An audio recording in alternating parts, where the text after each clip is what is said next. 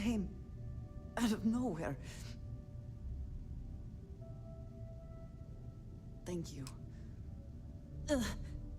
I don't think I can move right away. But I'll make it. Go on.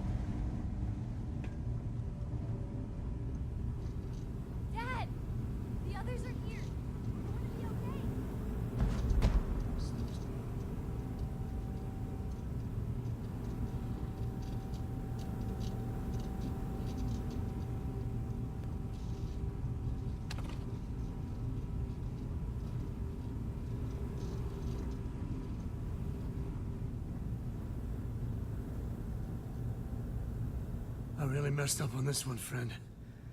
Usually the last guy to get outdrawn. Back at you. I don't think I'm gonna be moving around too much for a bit. But I'll be alright.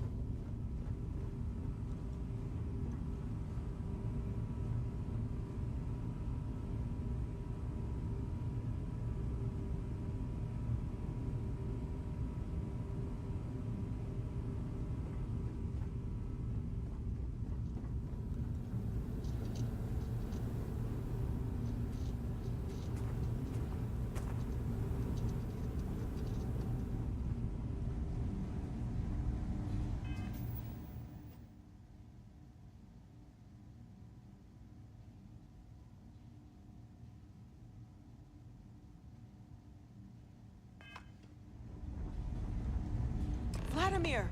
Oh, thank goodness. Where's Barrett?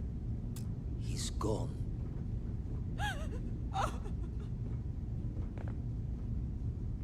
We... we need to talk locks and bolts. Lodge and the Eye are not secure.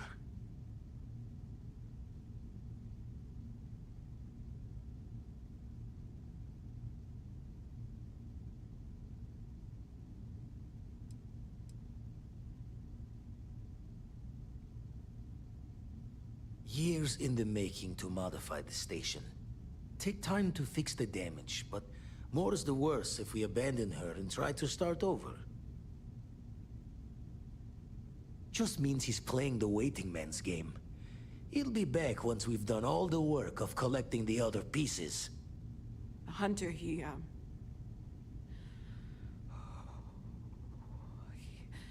probably found us because we're somewhere obvious. High-populated area, just like how the Starborn found you orbiting Neon the first time. But the fact that they're competing with us to find the artifacts means they can't get them without searching.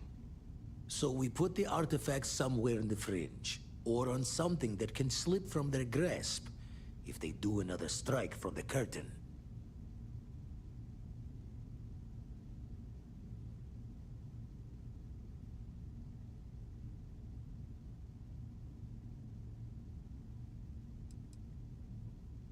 Clear from the few encounters we've had that the artifacts are all the Starborn prize. They could come after us, though. Try to find out where we put them. Need to take the risk.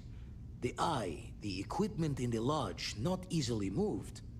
Gotta hope whatever is giving the Hunter pause applies to the whole. Just need to make another direct hit less the jackpot.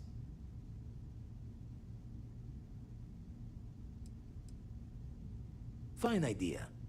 Starborn show up, you can burn helium in one spin of the grav drive to anywhere. Here, keep the artifacts safe. I guess we'll meet back at the lodge after.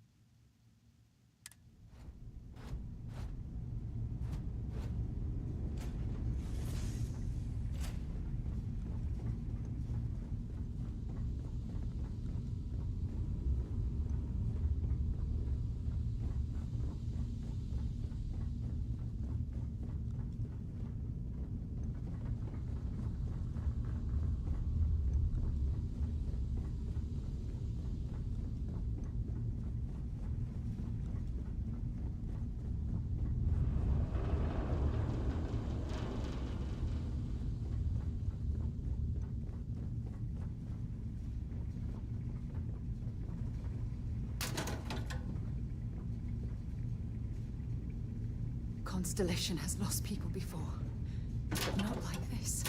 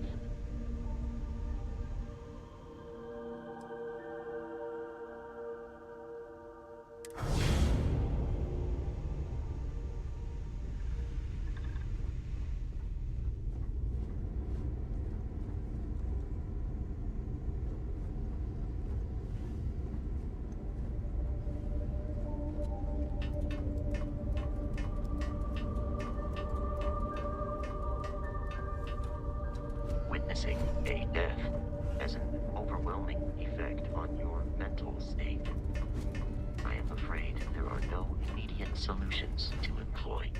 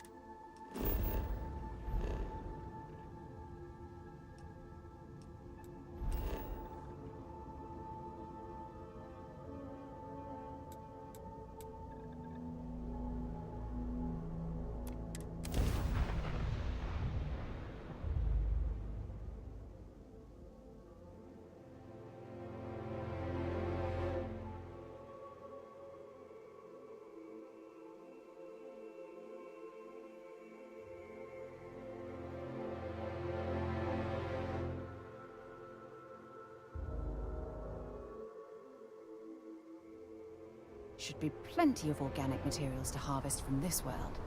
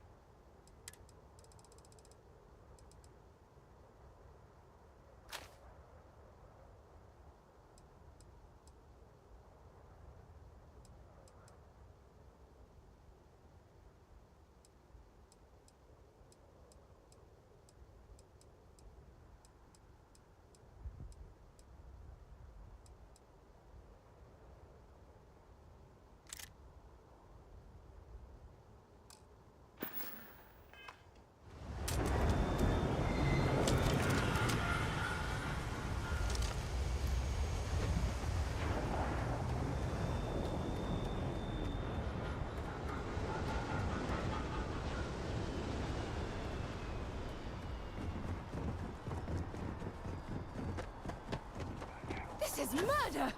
You're on your own.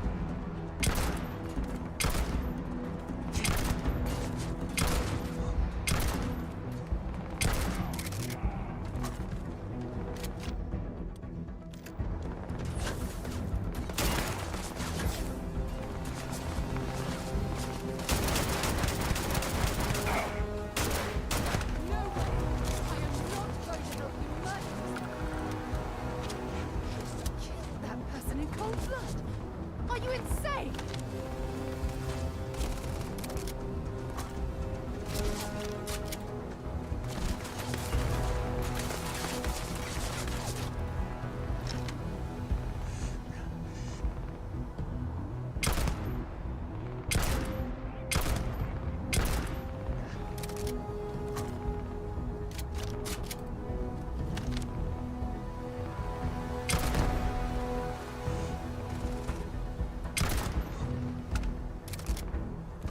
What's wrong with you?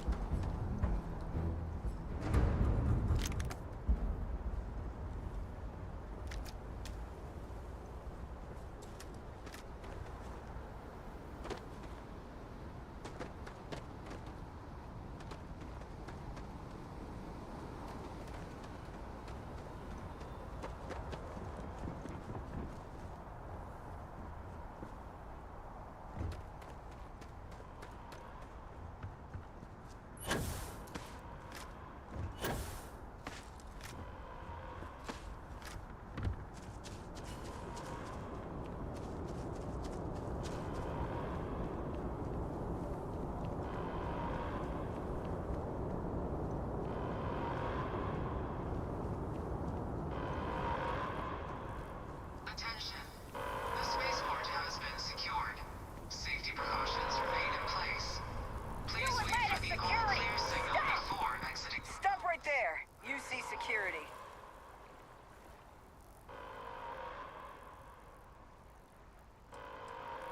I guess you're smarter than you look.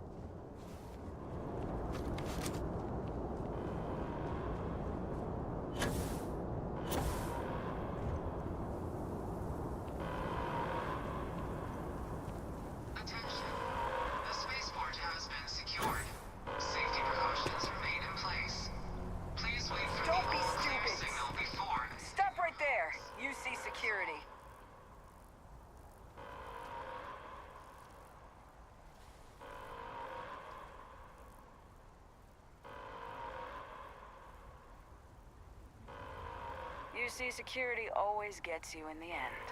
Remember that.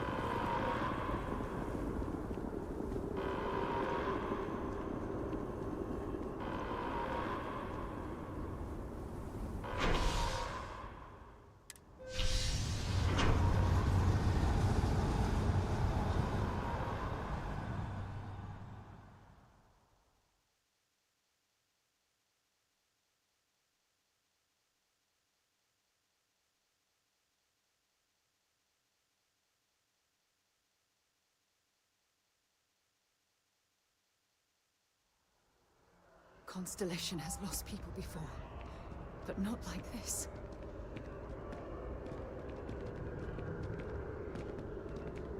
I need you to stay strong. There will be time to fall apart once this is all over.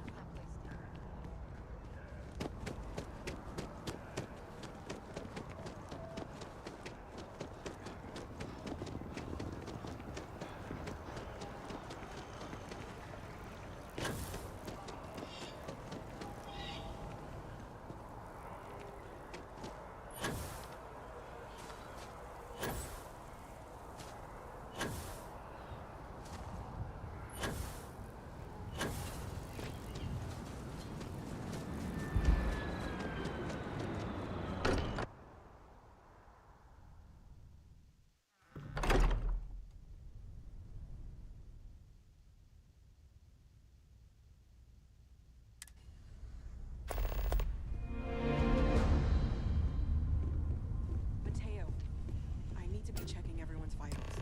Now really isn't the time. I know.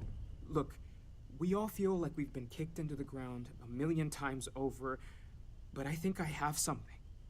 I'm serious. If I may, I know our encounter with the Hunter is the last thing anyone wants to talk about right now, but he said something that I can't get out of my mind. Unity. Do you remember that?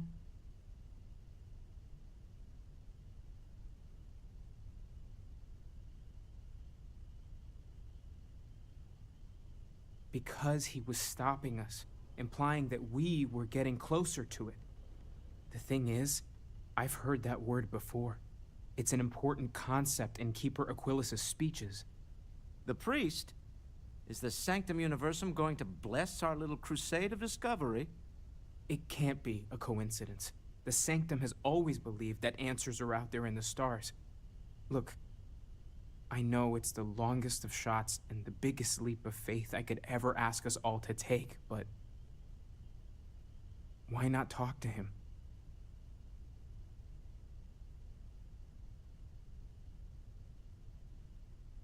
It's such an abstract concept. Perhaps it's being left up to our own personal beliefs and interpretations. I know, it's about commitment to each other, the universe, but the Grav Jump pilgrimages take universals all over. Maybe they know something? I'll meet you over there.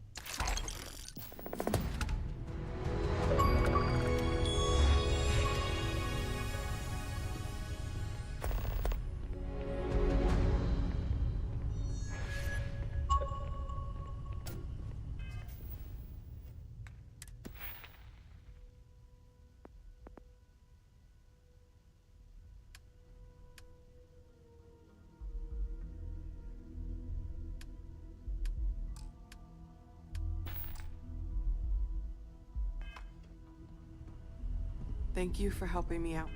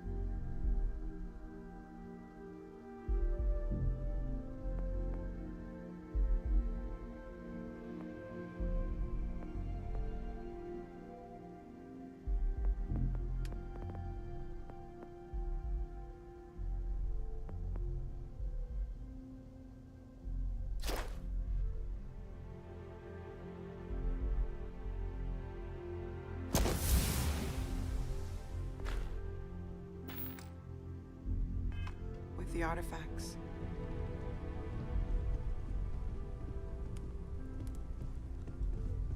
Morale in the lodge has been measurably reduced.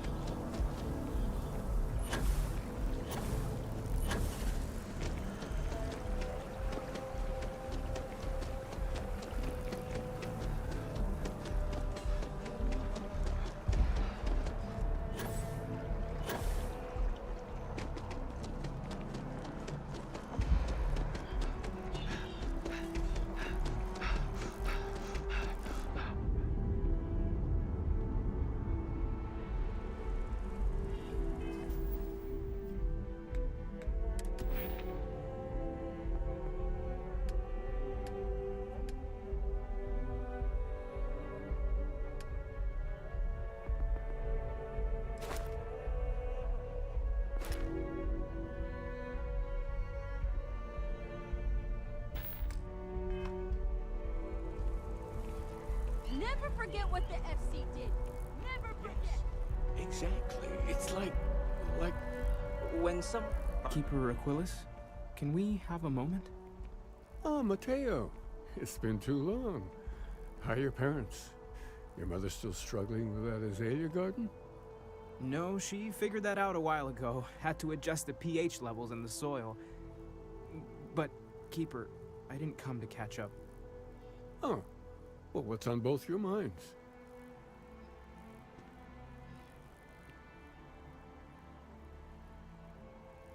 Well, of course.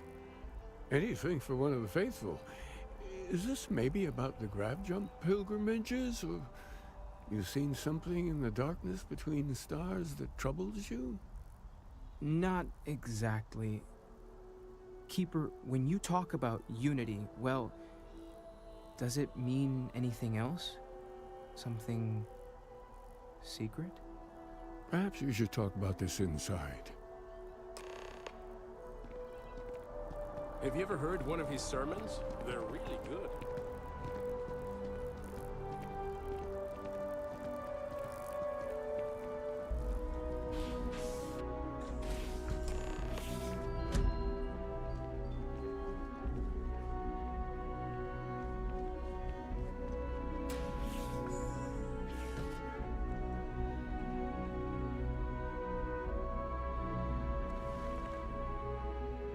Now that we have a little privacy, why don't you tell me exactly what it is that brought you two here?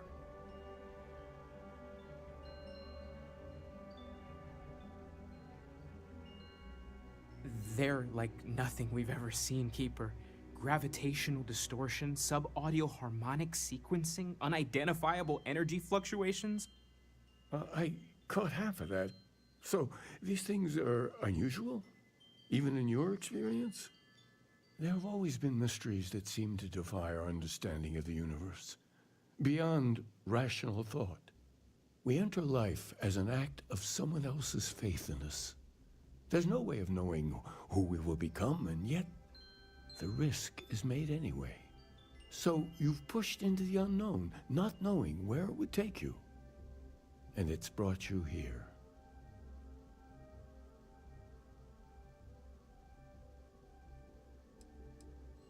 I think I can. If you're willing to find your way in the dark for a bit longer, I can give you a path to discovering its meaning. There's an old story, far older than the Sanctum Universum, of someone who walked the settled systems and saw every corner of it. This pilgrim claimed he found the true meaning of unity. I always thought of it as just a parable for trying to bring humanity together, but maybe it's more.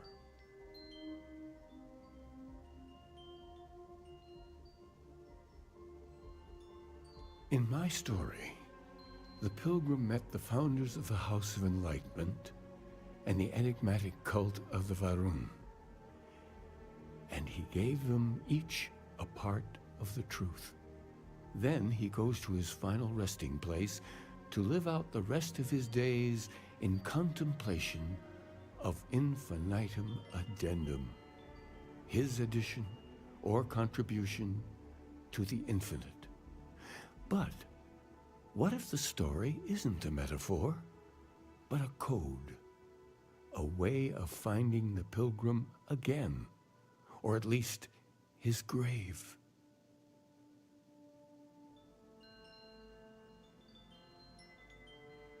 Yes, something must be there. I just can't put my finger on it. Maybe the answer will become clear when we have more. The House of Enlightenment and Varun have versions of this story.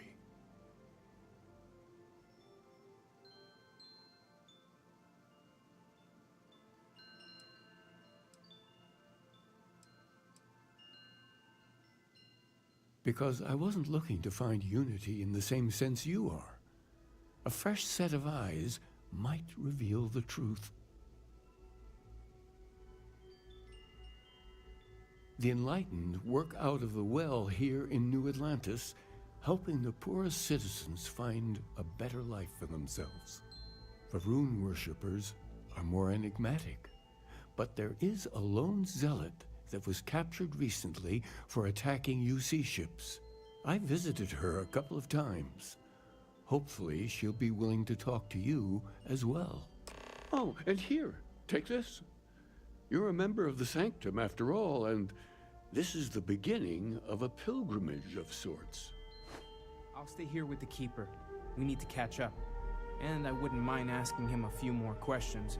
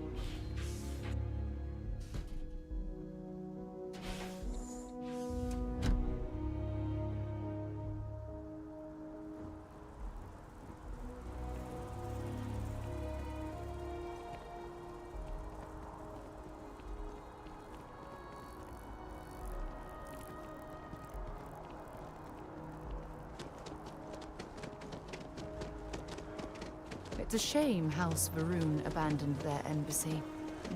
I bet we could have learned a lot from one another.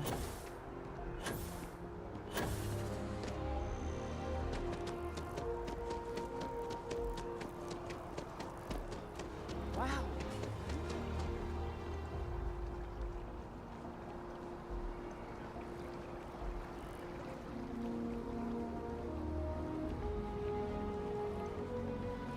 The well's been having brownouts all the time. Fast, finally sent someone down.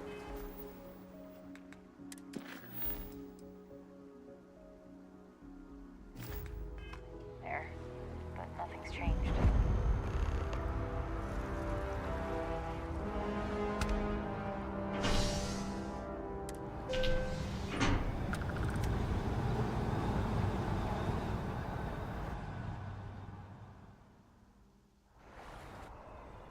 I've flown across most of the settled systems in all manners of spacecraft, and yet I still get sick on the gnat.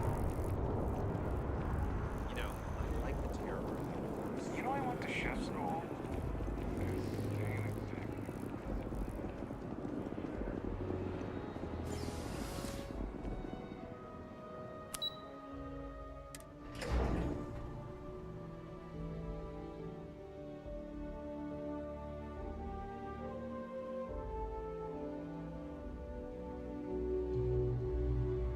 And you are interested in?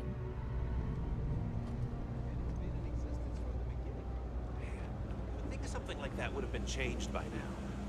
Someone should... Another day, another shift.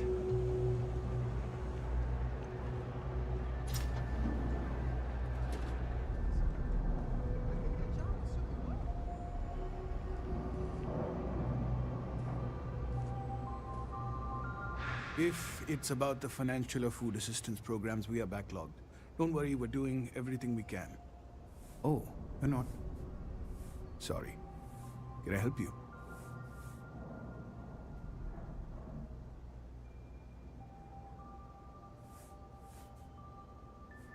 We don't mean to be intrusive. Any information you could provide would be very useful. Listen, I've talked about this with him a ton of times, and there's no record of a Unity pilgrim. But since you both insist, our early records are mostly administrative. Humanitarian projects, group counseling notes, charity expenditures. But there is a series of exchanges the founding members recorded in a lot of detail. It's the closest thing I have to what Aquilas is describing.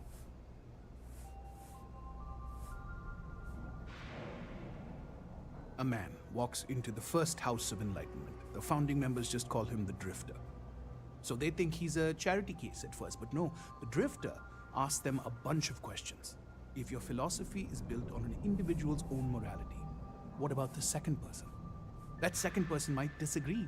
Isn't the problem of two what you're really looking for? And the founders respond, each individual must understand how the second person lifts them up. All of human effort is a story of cooperation pushing us forward. And it kind of goes on like that. He comes back every week for a year. Same conversation every time. Second person this, the problem of do that. Honestly, I think the founding members made it all up. There was a little more hesitation being openly atheist in the early days. I think they were experimenting with writing their own scripture. Fortunately, that got abandoned pretty quick. After the records of the Drifter end, you never see anything like it again.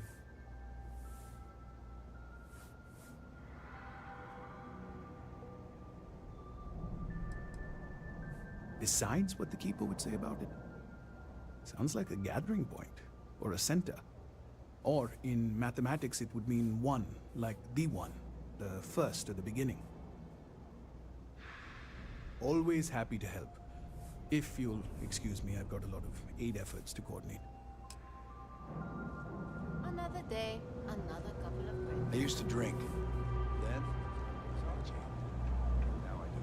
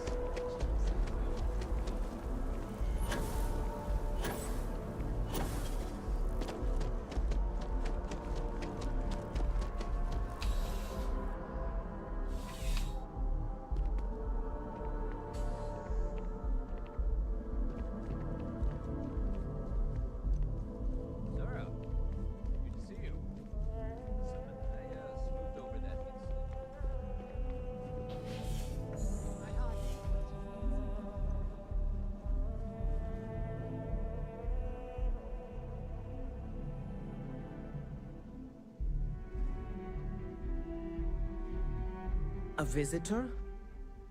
I have all the company I need.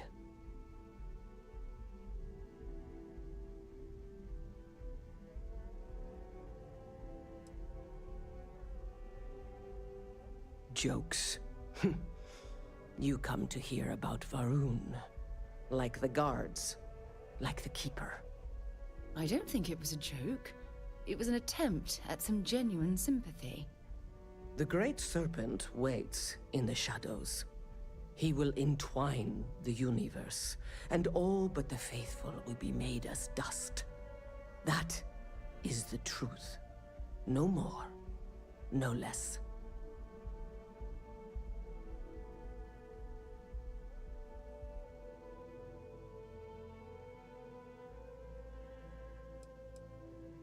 Yes, I do as well. We both like to keep an open mind. The knowledge of the Great Serpent sweeps away all concern. There is only his inevitable return, and those he will spare. Nothing else. You wish to speak of the Keeper's pilgrim, do you not? I will tell you of him, and then you will leave. Jinan Varun meets the unbeliever. He gives false prophecy to Jinan. But such is Jinan's conviction in the Great Serpent, he does not hesitate. He cuts the unbeliever down.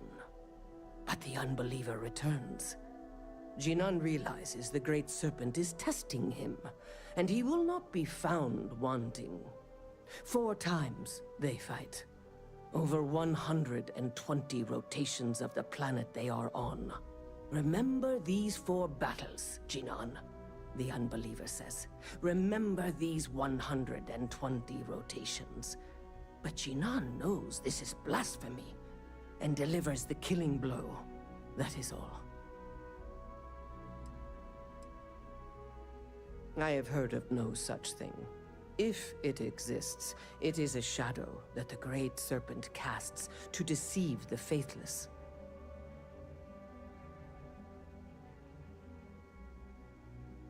Then we are done. Leave me.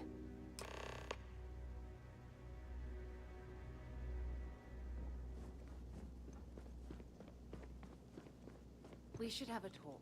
When you have the time, of course. Problem? Here. I have something for you.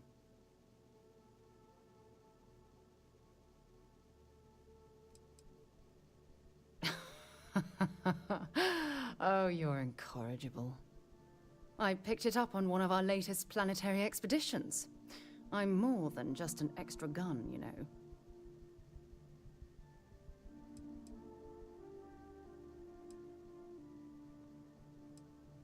I'm just pleased I get to utilize some of my old field collecting skills.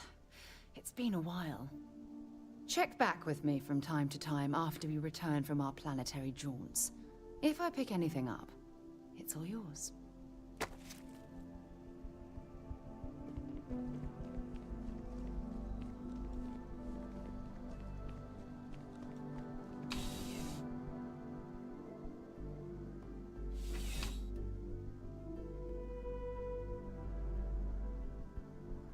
Contra, when you have a moment, I'd like to speak to you.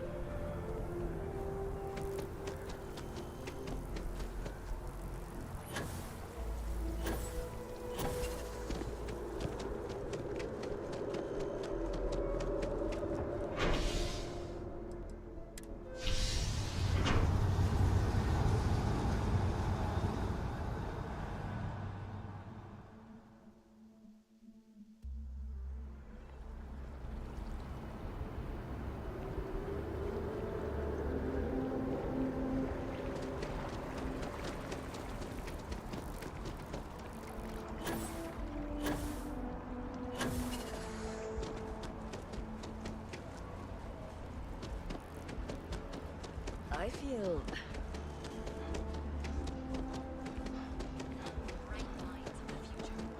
Apply today at the nearest keys.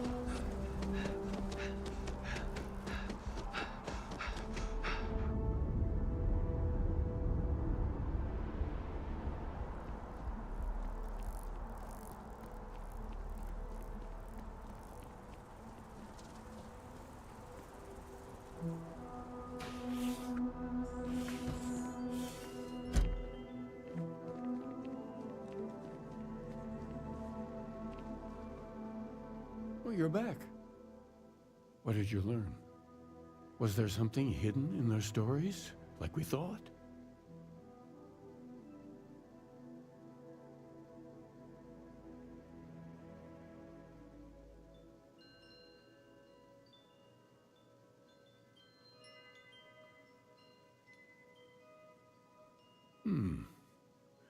Planets are often named by number. That second might mean the second planet in the system. What else did you learn? If there really is a location the Pilgrim wanted us to find, those do sound awfully like coordinates. Was there anything else? Yes. What he added to infinity. Maybe that points to a name. If we're looking for his resting place, we'd need to know the name of the star system, wouldn't we? Let's see. We have something that could be coordinates. Something that could point to a planet in the system. But what's the name of the system? Infinitum addendum. What if we break down the parts? No systems named finite or add. That just leaves in and dumb. Well, that's certainly how I feel.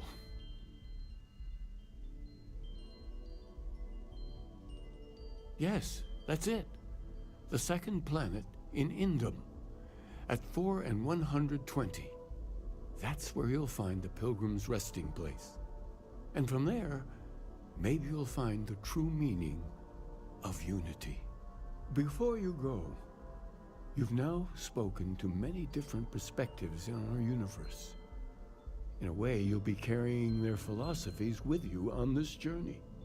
I know you're looking for a specific unity, but if you had to guess what it was, what interpretation would you give it?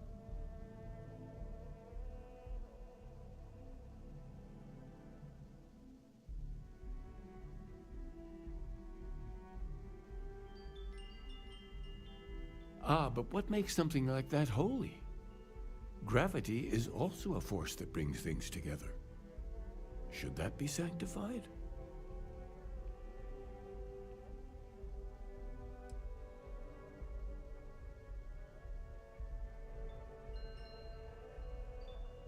It is one of the great contradictions of belief.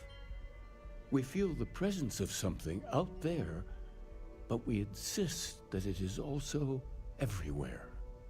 So you think this word unity describes that divine unknowableness that the Pilgrim searched for? Ancient humans thought the concept of gravity was miraculous.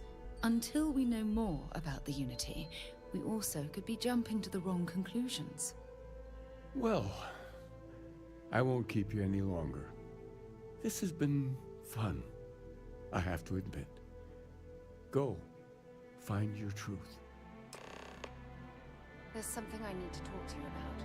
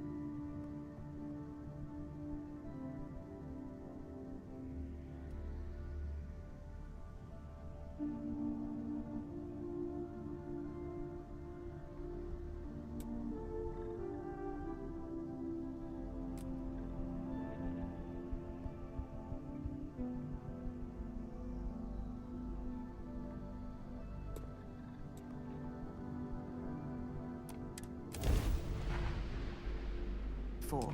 We're ready to depart.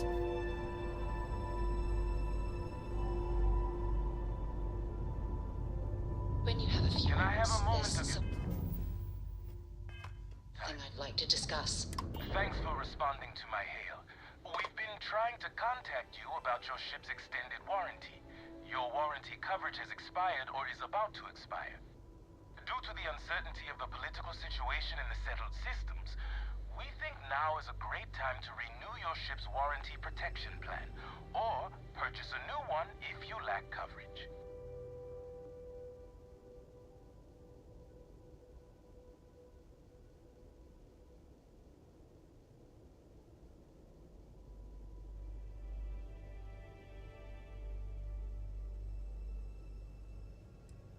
It sounds like you're not interested in hearing more. That's too bad. We'll continue to reach out to you with additional opportunities. Thank you.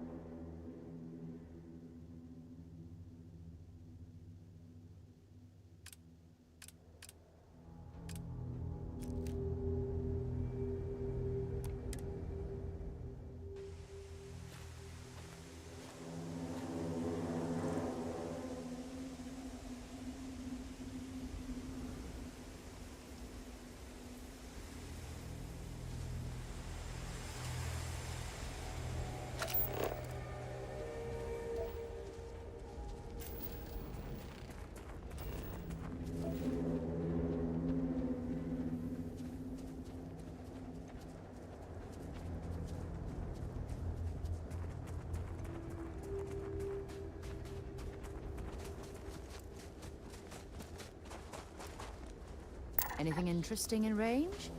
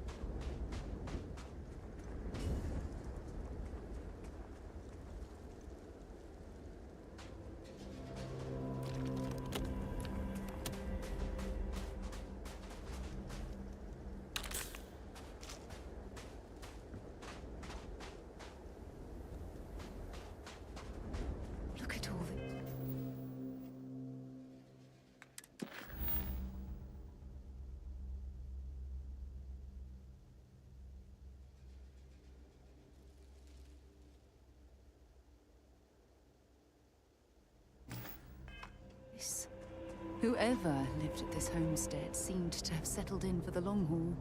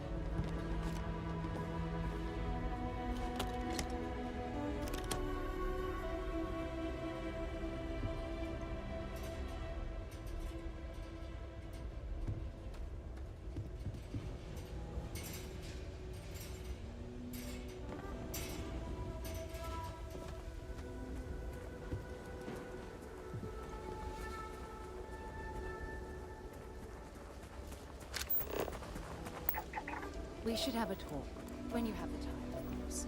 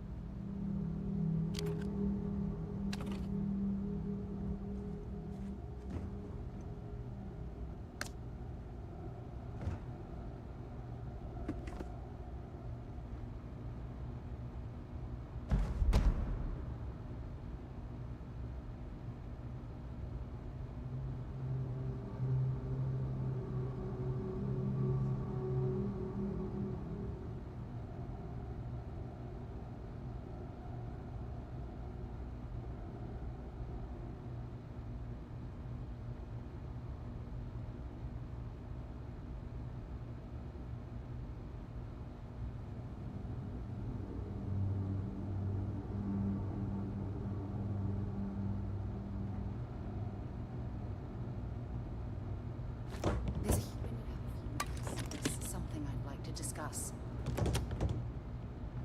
Yeah, what is it? Look, I wanted to take this opportunity to thank you. The fact that you risked your life to save me, I don't know what to say.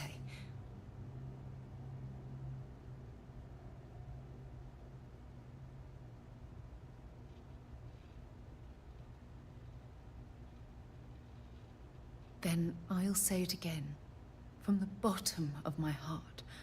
Thank you. My only wish is that my rescue hadn't come at the expense of Barrett's life. He was one of my closest colleagues and a cherished friend. He always knew how to make me laugh. I'll miss him dearly.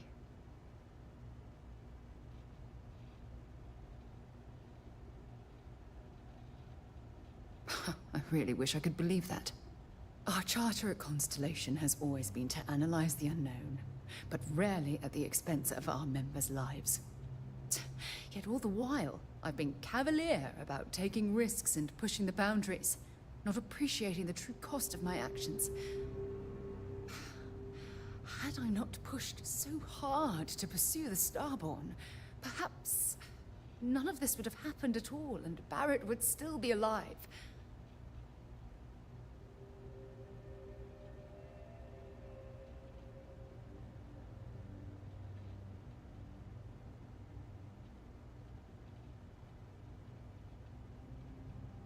Of course I can. Damn it! Why is this happening to us? We're explorers. Our curiosity pushes us to seek answers to life's mysteries. It's one of the core traits of humankind. Yet in return, this is what the universe throws at us. Beings from God knows where who are trying to murder us. Why? What have we done wrong?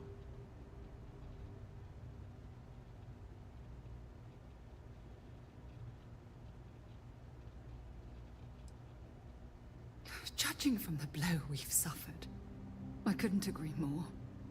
The question is, where do we go from here? Do we stop exploring? Stop pushing the boundaries? Take a more aggressive posture towards the universe? I don't know where to begin.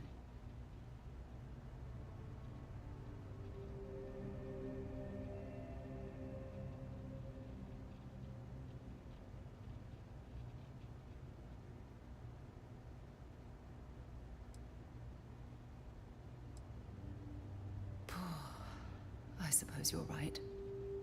I just hope we don't make the same fatal mistake twice. Well, I suppose that's all I had on my mind for now. It was a relief to get all of that out in the open. I'm sorry I got so angry. But I assure you, it's nothing personal. You're the only one I feel comfortable talking with about these things. Good. Because I expect this won't be the last time I intend to cry on your shoulder or scream in your face. Well, we have a long road ahead of us. I suppose it's high time we get back to work.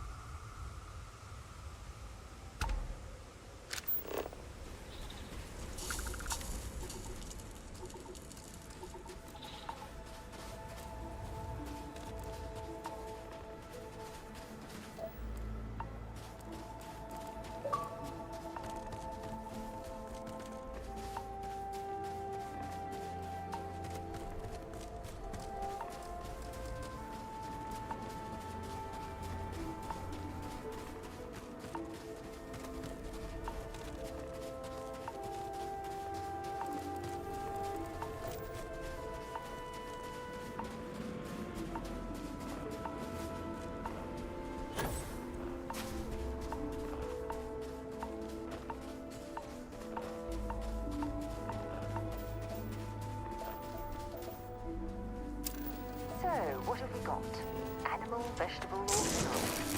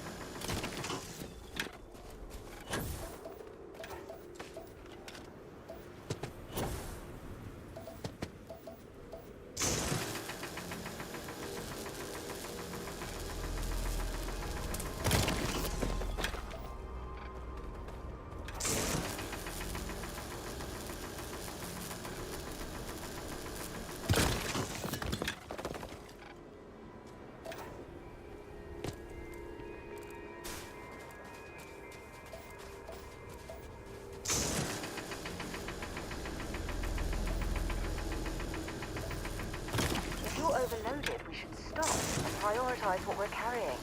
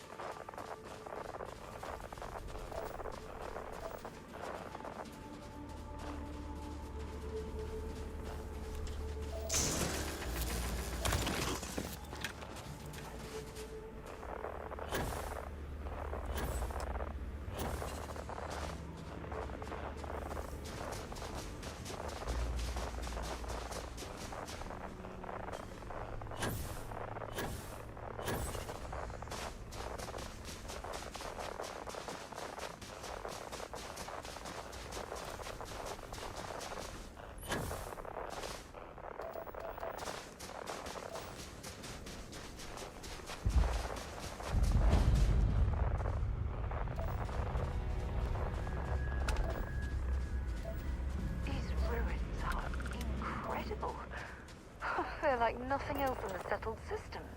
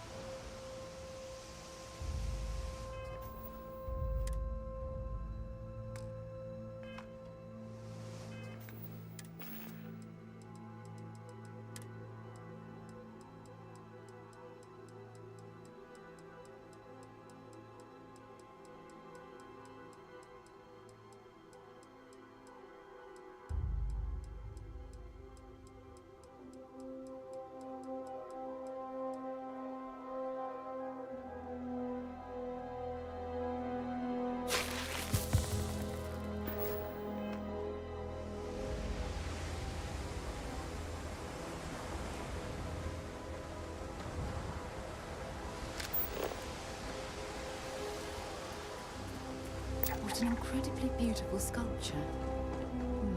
I suspect it was placed here for some sort of specific purpose, rather than as an artistic statement.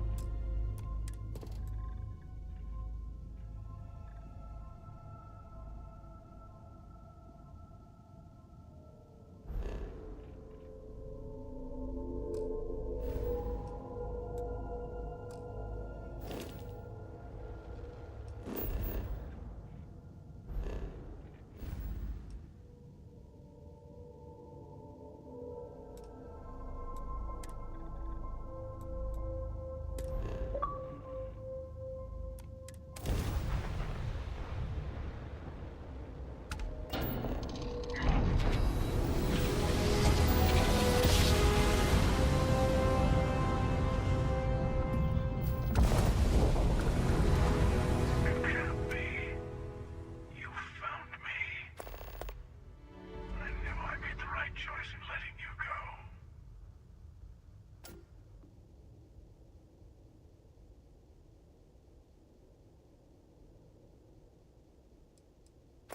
Oh, please. Did you think I couldn't have found you again? Extinguished that little spark of competition for the artifacts before it grew stronger. I wanted to see what you would do, and I haven't been disappointed.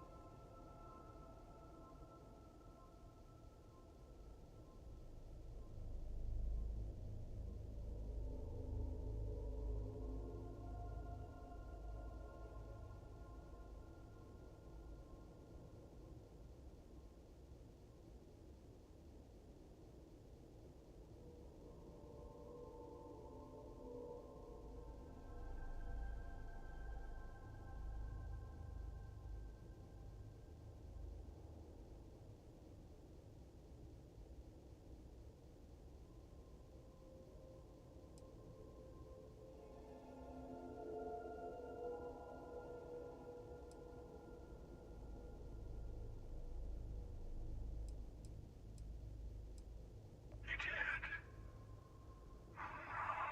Now it's all starting to make sense.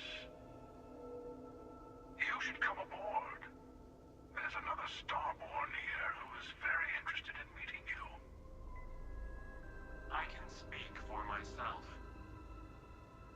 Constellation ship, you weren't invited to this meeting, but much of our conversation has been about you. It's only fitting you should join us. I will personally guarantee your safety as long as you come in peace. And think of it as a ceasefire meeting. Your one shot at getting those answers you must desperately want.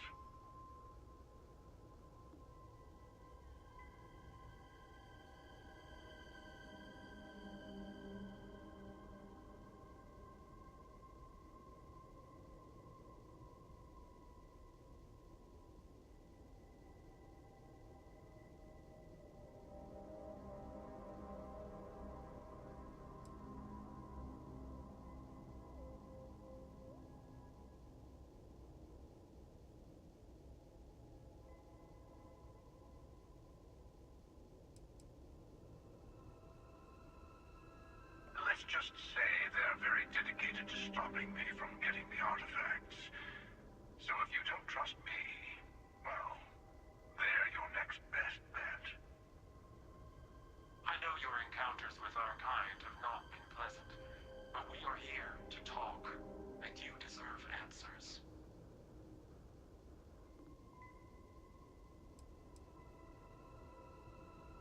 Not a bad description, actually.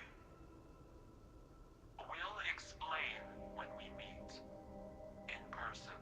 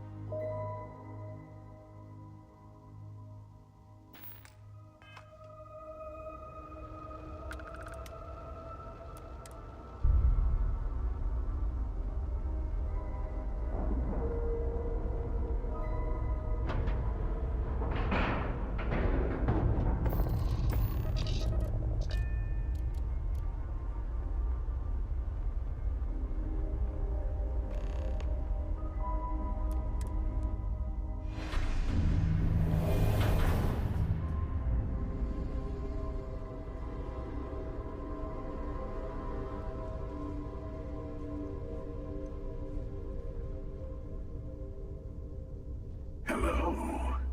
Again. Do you remember the emissary, perhaps? And their ship, the Helix? I believe they ambushed you above Neon and demanded that artifact you worked so hard to gain. Thank you for the stellar introduction. Your success is unprecedented. Before you came, we were just discussing how continued use of force against you is unwise.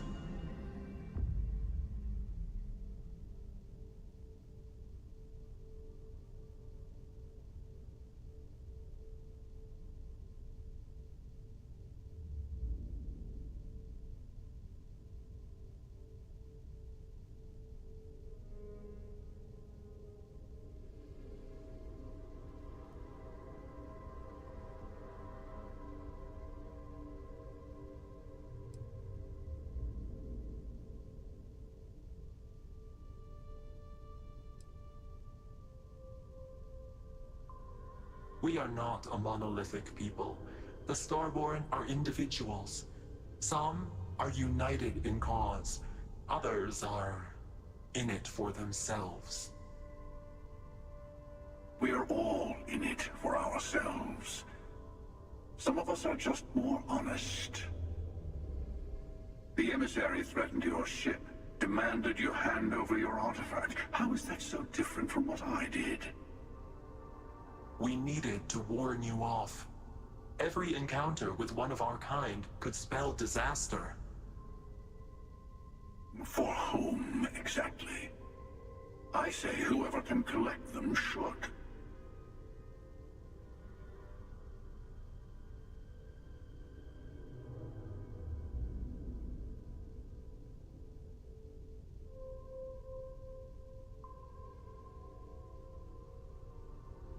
And who gets to say that?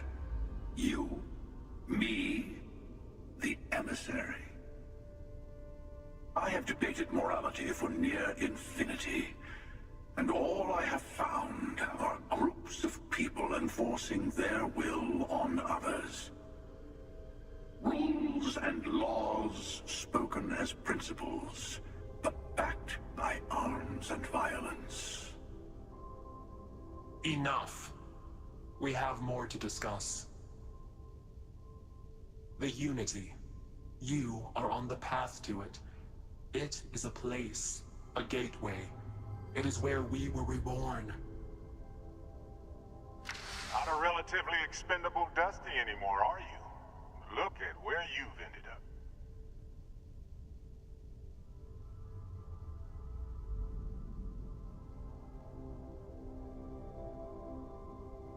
I'm not who you think I am. This universe is only the first one you've been to. I've seen hundreds. Where I came from, I was the one who stayed at the Lodge to protect the artifacts. You died on board the Eye while we held off the Hunter. One of me, at least. I collected the remaining artifacts, and they opened the way to the center of my universe, and the doorway to an infinite number of others. That is the Unity.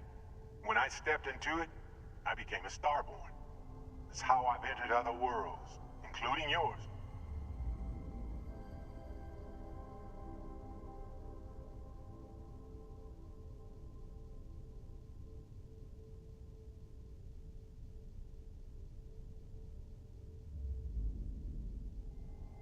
And that's the problem. All the artifacts are needed to complete the armillary and open the way to the Unity. In every universe, the Starborn fight over them. Innocent people die. You've witnessed the power granted by the temples, the anarchy that can be unleashed. Someone has to decide who should get them. Here it comes. The emissary tells you only the worthy should enter heaven. You're twisting what I mean. They're hypocrites. They use the chaos caused by the hunt for the artifacts to establish an order where they decide who's worthy. I attacked your lodge because I wanted the artifacts, and you held me off. You got away. That wasn't some morality play. You didn't survive because of righteousness. You won because of persistence, luck, and skill. As I have done countless times. I was also human once. But what does it matter who or what I was when eternity is within your grasp?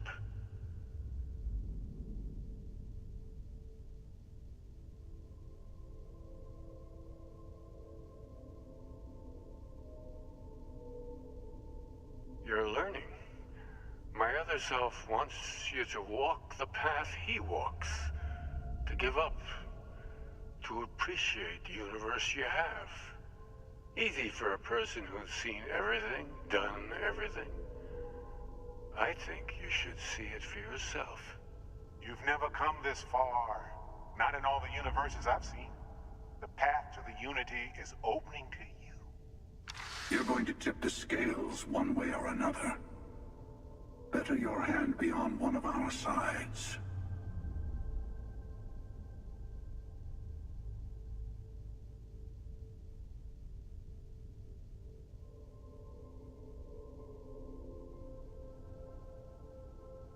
Bingo. I want a truce between all three of us. Give you some time to think over which approach to the Unity is the one you want. Mine or the Hunters? Yes. Let's see how willing you are to live under someone else's rules. Just remember, one of us isn't trying to judge you.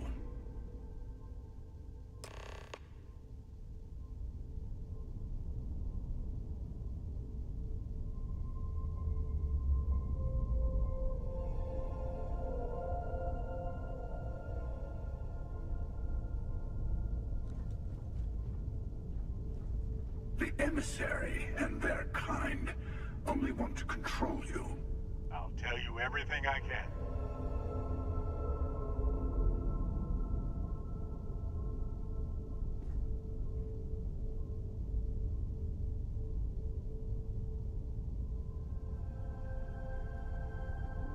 You might think the emissary is on your side, but your persistence is what forced them to tell you the truth. In our universes. Remember that. It's good to see you again, old friend.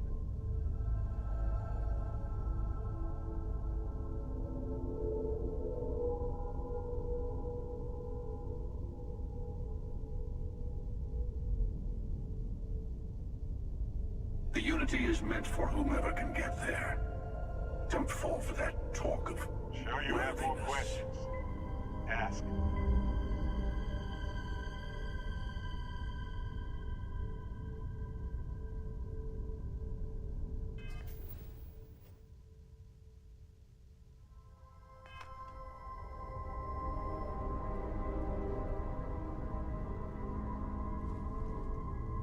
You might think the emissary is on your side, but your persistence is what forced them to tell you the truth.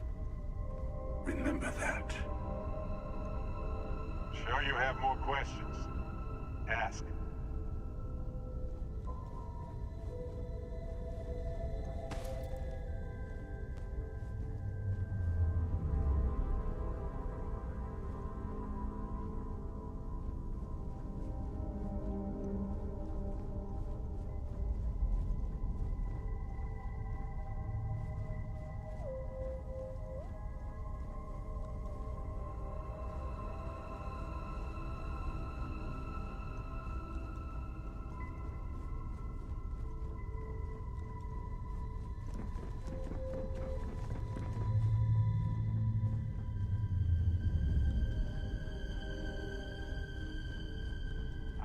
Not the same people we met in our universes. Still, it's good to see you again, old friend. The Unity is meant for whomever can get there.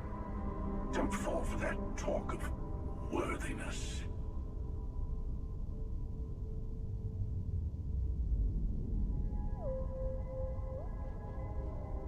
I'll tell you everything. I know we're not the same people we met in our universes. Still, it's good to see you again, old friend.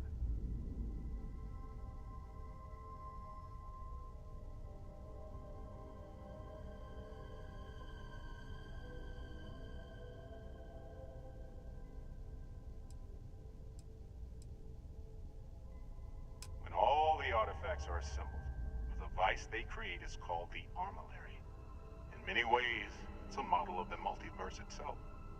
Through it, you can reach the Unity, and from there, you can become Starborn. You've seen the terror the Hunter causes. Every time a Starborn goes through the Unity, they get more artifacts, find more temples, gain more power. We can't let more like him abuse these gifts to destroy whatever's in their way. Different? I never know who you are when I meet a new version. But so much of you stays the same. It's hard, but each universe is precious in its own way. Mine will never have its original you in it again, as yours won't have its real me. It's not an easy experience to describe, but the Unity will speak to you, offer you the chance to become Starborn. You will be leaving this universe behind to be reborn. Everything you were before will be gone. Maybe that's why it offers the choice. Compassion? Or is it testing us?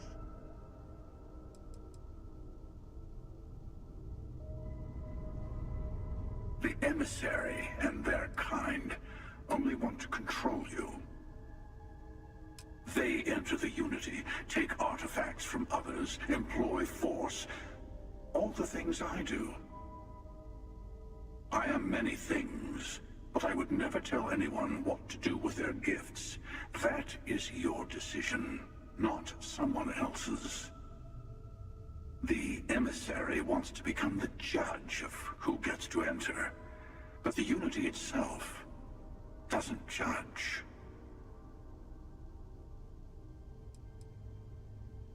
To see what would happen, of course. You might not understand just how many times I've done this.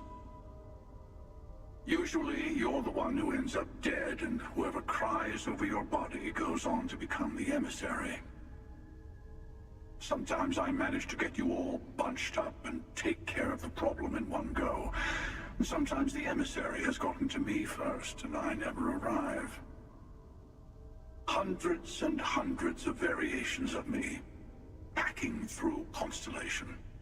And it's almost never you. You making it to your ship on your own. It's new. I took it as a sign. I don't get many of those anymore.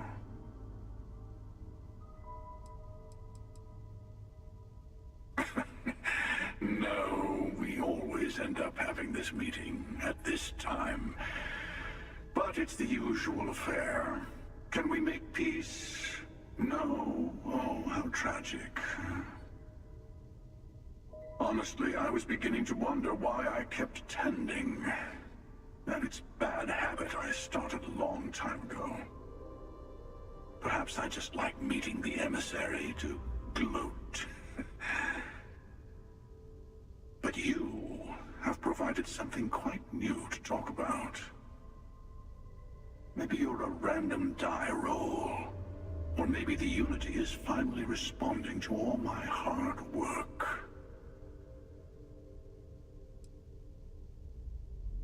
I've simply found that it's the quickest way. Talking, forming alliances, waiting for the right moment to commit theft. It's all so tiresome. I'll admit, you getting away has been the most interesting thing to happen in quite some time. As soon as I realized what had happened, I knew I needed to wait until this meeting with the emissary to decide what to do about you.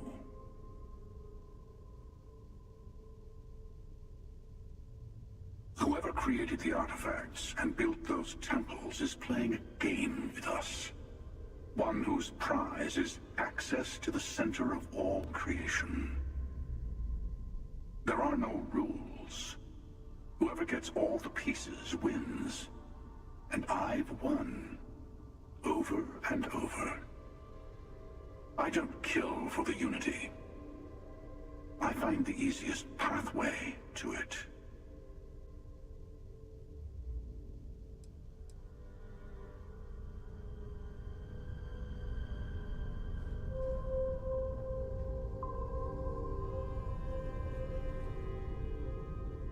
Sure you have more questions? Ask. The Unity is meant for whomever can get there. Jump forth. I'll tell you everything I can.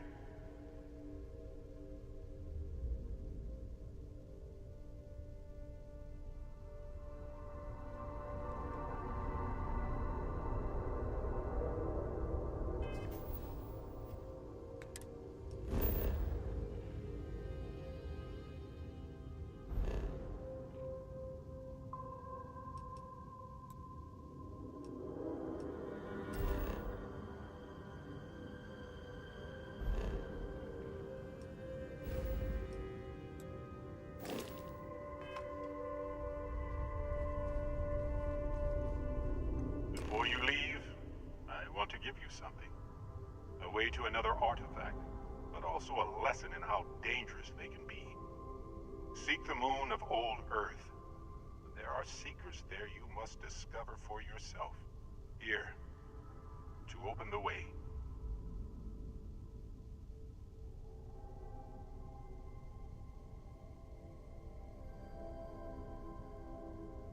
And I am sorry we have not always been forthcoming. I hope you will see what I have seen. You should also talk to your colleagues in Constellation. I am sure that they have gathered more information on the remaining artifacts in the fringes of space. Part of me wonders what they will all say about what you have learned. But I will leave that to you.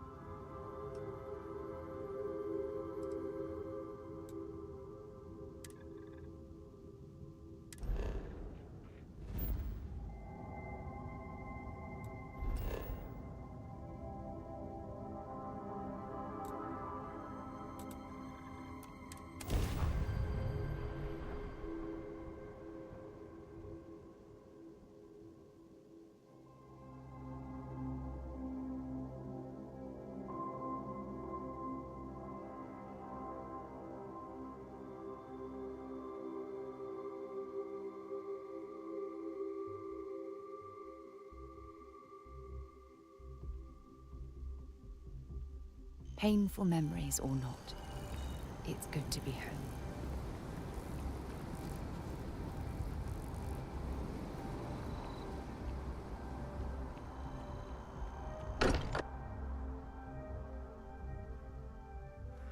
Can't think of a better place to recharge and ready ourselves for our next mission.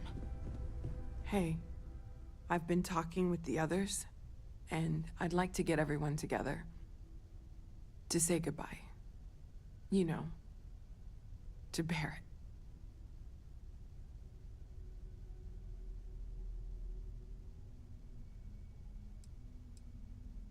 Thank you. It wouldn't be the same without you there. I'll have everything set up in a few days.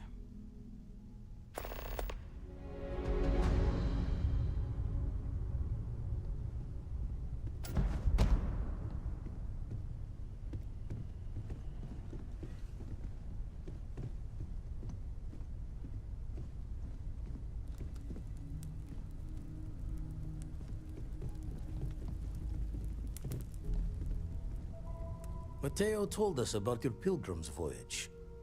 You found it, didn't you? The meaning of unity.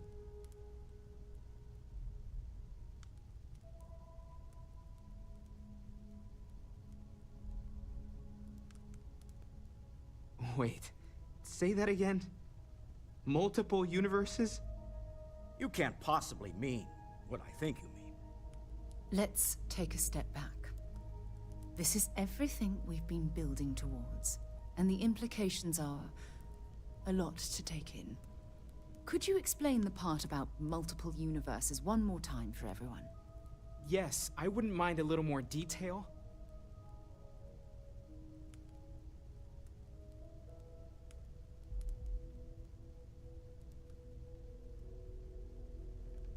And that's why the Starborn want the artifacts so desperately.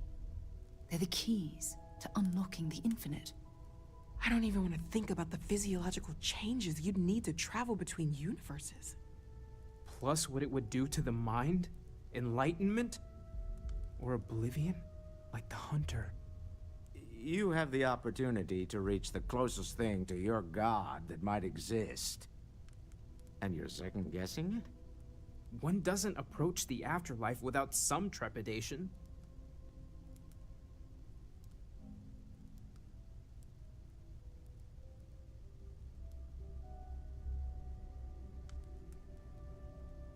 You're right. We have to see the unity for ourselves. I know this has been a lot for everyone to take in, but we finally have answers. Let's make the best of them. Not to make a sharp turn in a grand tale, but I got the eye fixed up. Bruised, but still blinking. Let me know when you're ready to follow up on what it's seen.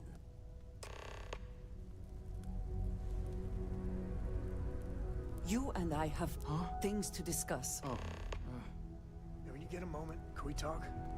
The lodge feels a little colder than it used to.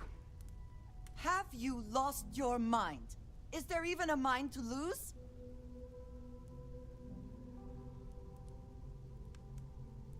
You are in no position to tell me what I need right now. You have murdered an innocent person. You cannot do that.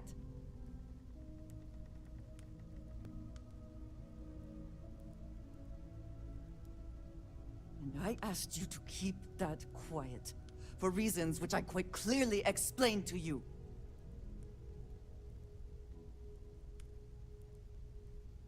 What is there to say?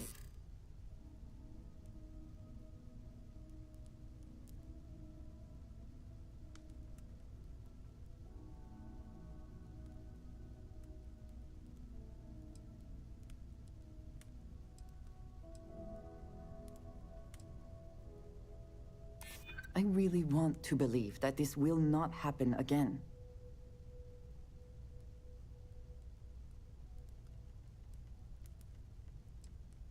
I'm not giving up. You have just made such bad decisions. I am going to do my best to get past this and continue our journey together. The next time we arrive in port, I am leaving. It would do you well to reflect on how you arrived here. And what you want from your future. I know I shall be doing the same.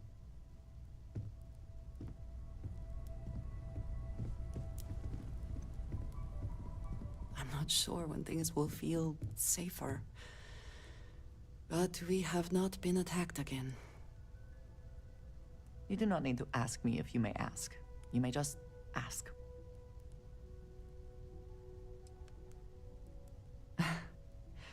You might find it absurd, but honestly, the Lodge. I have never been surrounded by such a remarkable group of people, present company included.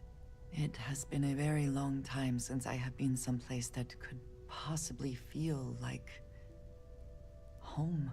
There are worlds beyond count out there, but that feeling is rare and precious.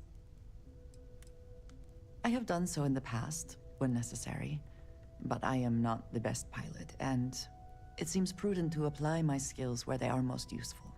Lately, that means aiding you. And that, I think, has worked out very well. Honestly, I cannot answer that. So many years have been driven by survival in intense circumstances. Leisure time it's been in short supply. And I suppose I have conditioned myself to not think about it much. I do enjoy combat training, though I suppose that is hardly the answer you are looking for. You have given me something to consider. Thank you for that. I hope that was informative. No more Starborn have I need to inventory all our equipment and other odds and ends. Well, Constellation's been around forever, more than 50 years now. But we only became aware of the artifacts recently. Barrett discovered the first one about 2 years ago, right under our noses. And he was the one who got this all in motion. You mean what could be the biggest discovery in the history of humanity? Yeah, I've got some thoughts. Scans are still inconclusive, but I think we've seen enough to know that we're dealing with something potentially even more unusual than the artifacts. There are so many questions, beyond just who are they? How did they find you? How do they know about the artifacts? Why has no one ever seen them before?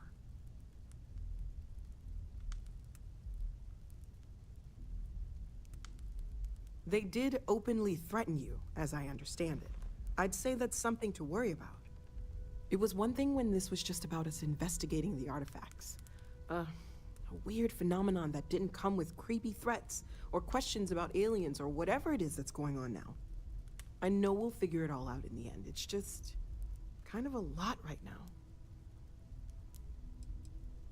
It's silly, but I can't stop thinking about the idea that there are more of me out there. Even just one more Noel is crazy to consider, but dozens, hundreds, an infinite number of them? How different might we all be? Am I not even remotely the unique individual I thought I was? My head is spinning just considering it.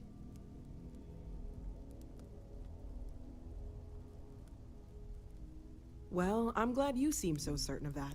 I'll admit, I'm not that sure at all. Of course, there's plenty of planets out there that no one has ever set foot on, and everything we learn about them is valuable. We have a board where we post anything specific we're looking for.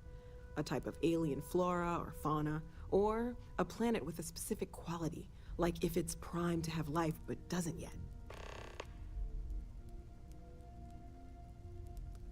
Oh gosh, no, I mean that's flattering, but really, we're making this up as we go. Until you arrived, we only had the two, and the vaguest sense that there was something more at work. There's still so much we don't know, and that means a lot of work ahead of us. Well, right now nothing's off the table. Metallurgical analysis, chemical composition, I'm looking at everything. One thing I'm really trying to improve is my overall database of xenobiology. I don't know if it will help in this case, but the more we know about, well, everything, the better off we are, right? Speaking of, if you're gonna be out there looking for more artifacts, you're bound to come across some interesting specimens. Anything organic, I'd be happy to take it off your hands. There's a galaxy chock full of resources. The more data I have, the more thorough an analysis I can do. And if it sweetens the deal, I can pay. Pretty well, too. Walter's pockets may not be bottomless, but they are pretty deep. Anything I can learn from is a help.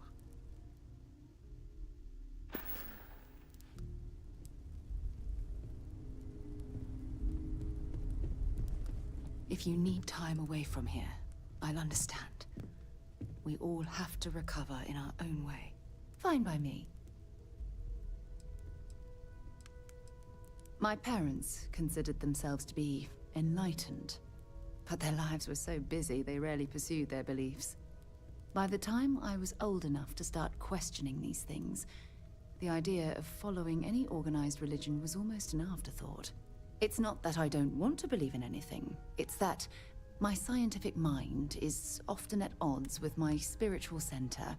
Having been out there, in the Starfield, seeing all those magnificent wonders with my own eyes, I need answers, not religious theory. I'm sorry if that disappoints you, but don't worry. While we're on this journey together, I fully intend to respect your religious beliefs. You mean, apart from being the chair of Constellation for the past 5 years? Well, let's see. I pride myself with my aptitude for astrodynamics, calculating optimal trajectories for grav jumping. That's been quite useful in the past. And as far as planetary exploration, my area of expertise is botany. So, don't worry. I won't let you eat anything that might put you in the hospital. Exploration is my entire life. I consider it both a career and recreation. That being said, I will make a confession, but you have to promise to keep it between us. Before I graduated from school, I was in a band. And no, I don't mean the school band. I mean a rock band. We called ourselves Ironic Comet. A ridiculous name, I know. But we were just a bunch of teenagers getting together and having fun. And before you ask, no, I wasn't the lead singer. I actually played the drums. The band never really went anywhere, of course, but those were good times, and I remember them fondly. Oh, okay then.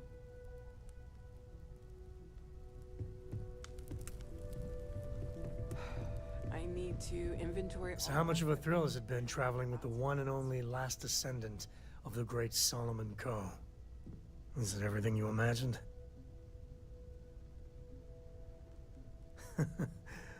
Well, that's a first. I gotta say, it's a relief being with you. So many people hear Coe and they expect me to pull some miracle out of a hat.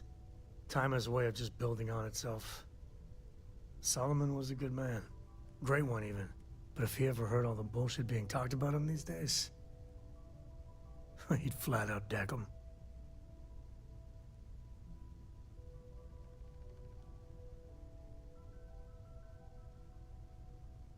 I am. And I'm not. Yeah, there was a time, well before Korra, where it really weighed on me. Felt like every little thing I did or didn't do was a reflection on our great legacy.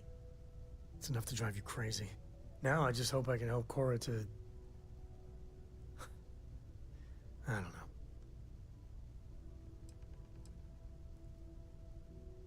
Well then, Korra's gonna get a 5-star university education from me.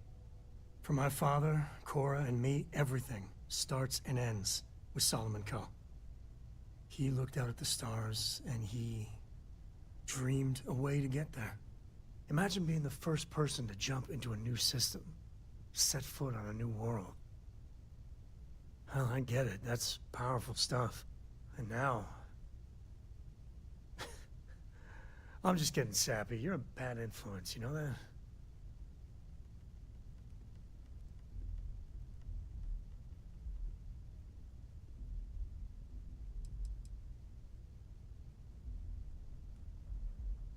I believe that might be the most honest thing you've ever said. Well, I hope the comic book they make about our adventures is better than that rag on Solomon. The stuff they publish is just downright embarrassing. Things are gonna be rough for a while. Lodge has wounds that need healing. Depends on the question. Shoot.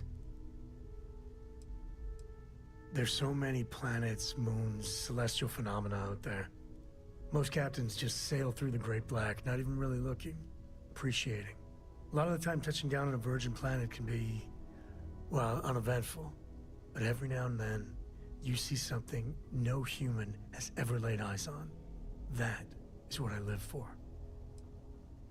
Korra has the complete top-of-its-class learning videos and lessons.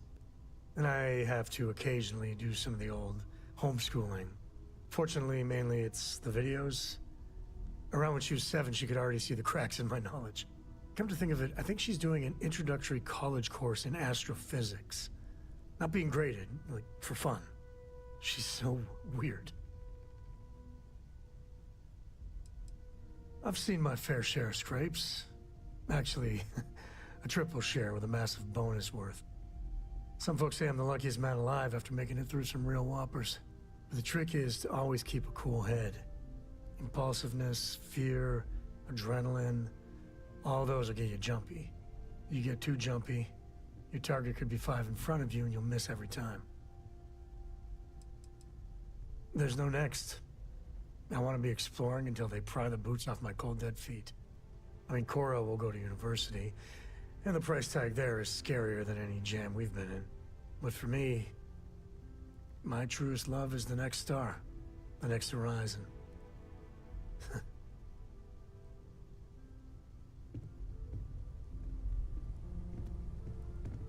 Everyone is staying in their rooms. You can feel it. I thought I had a grip on the situation. I'm not so sure anymore. The Sanctum Universum believes that God wanted us to travel the stars. That's gotten us here. Is this... Could this be the next step in that journey? Is this what we were meant to learn out here? Could the Unity... Could that be God? Or a way to reach him? I'm glad I'm not the only one who's thinking it. There has to be a connection. I guess there's only one way to find out for certain. The one thing I'm sure of is that we have to see this through. We need to find the rest of the artifacts.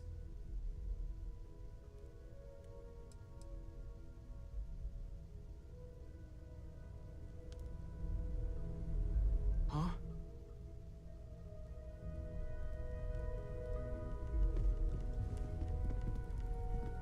No more Starborn have shown up.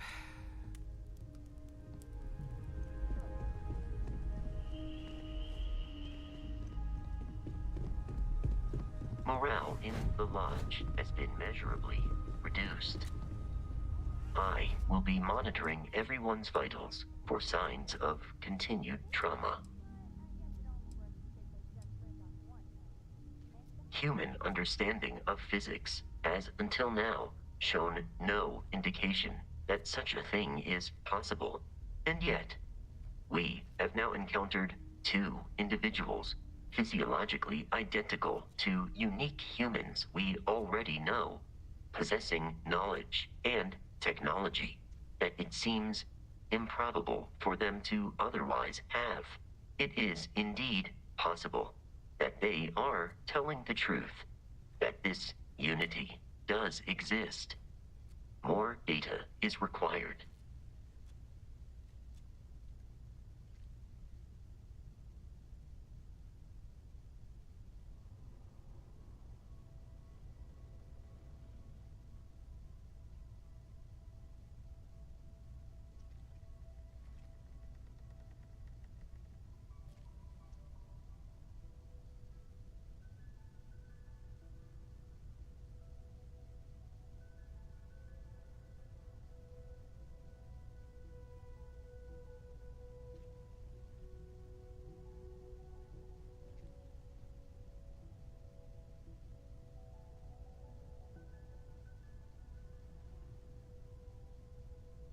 Captain, remaining still while stalking prey is a technique used by many predators.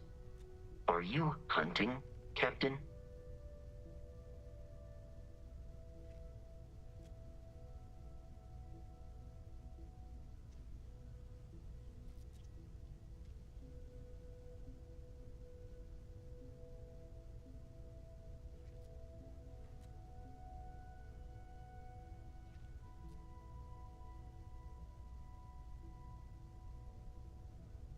That would at least verify the assertion that the artifacts are necessary to reach the Unity.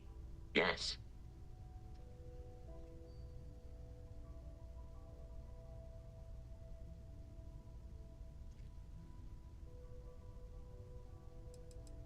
Conversational protocols engaged.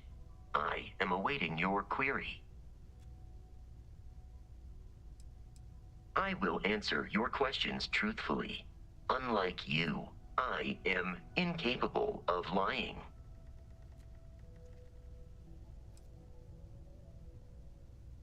Constellation has seen to it that I possess a near-encyclopedic knowledge of human history, art, culture, and science. May I answer a question for you?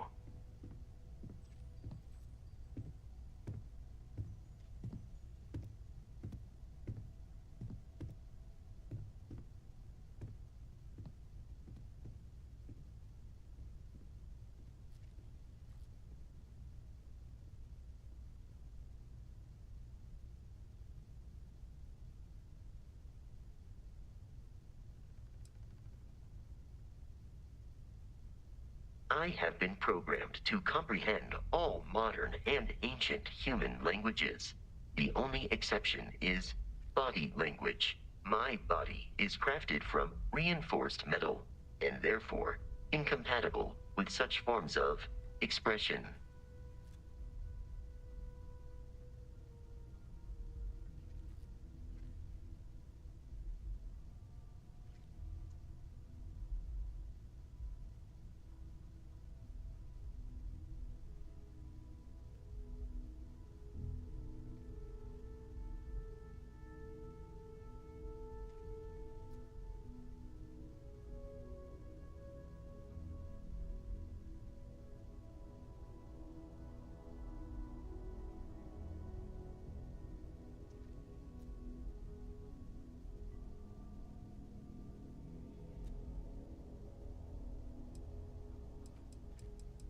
This is a difficult question to parse. I do not experience enjoyment.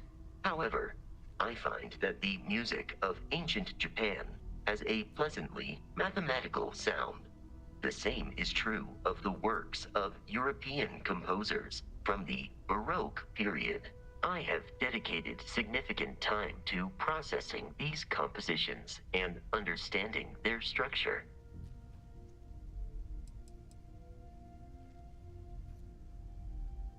I am looking at one. I hope that was a suitable response. Constellation did not equip me with a sense of humor. I have done my best to mimic Barrett's.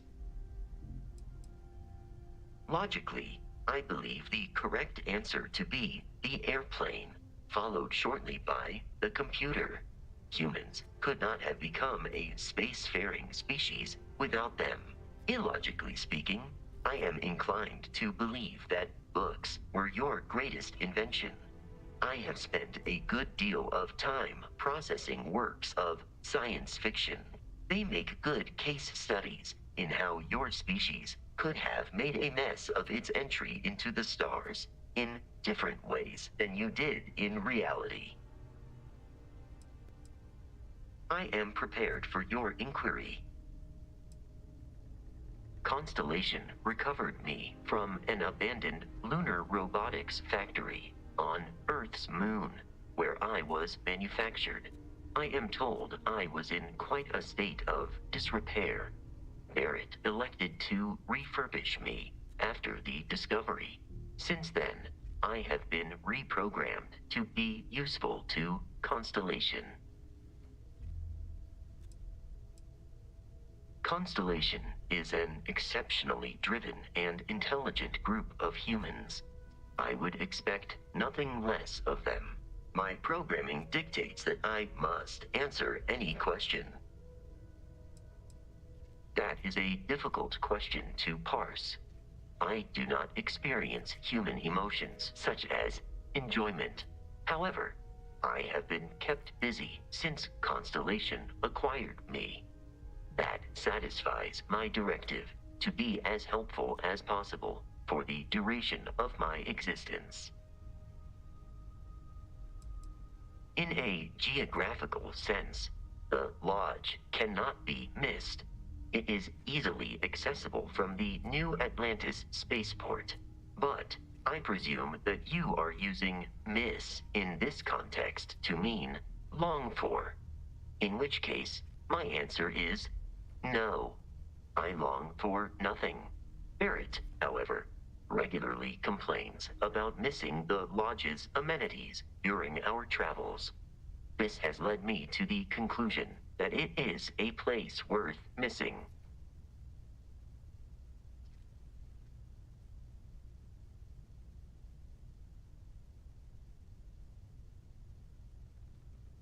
Your vital signs indicate that you are currently in a state of emotional distress, engaging in support protocols. There.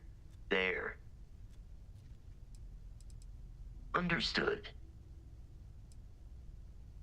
Lunar Robotics is a manufacturing company. They are most notable for creating Model A robots. Their headquarters was once located on Earth's moon. It was evacuated during the cataclysm that rendered Earth uninhabitable. Today, lunar robotics products are still found throughout the settled systems, myself included. It is impossible to read Barrett. He is neither a book nor a block of code. If you are asking for a summary of my observations on his behavior, I will provide one.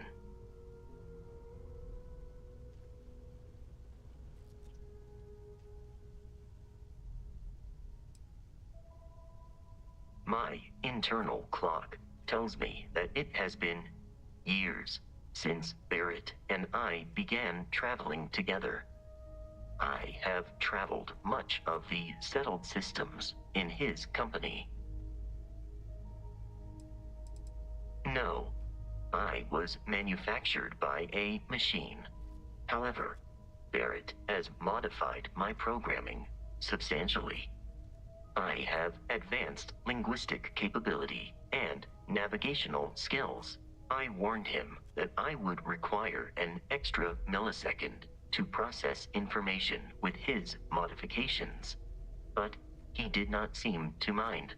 Apparently, my capacity for conversation makes me a more entertaining travel companion. I have only seen Barrett kill his enemies. If you do not number among them, I surmise it was accidental. What you are suffering from is likely a bad first impression. I suggest consulting Barrett on the issue at once. Barrett tells me a bad first impression is the hardest thing.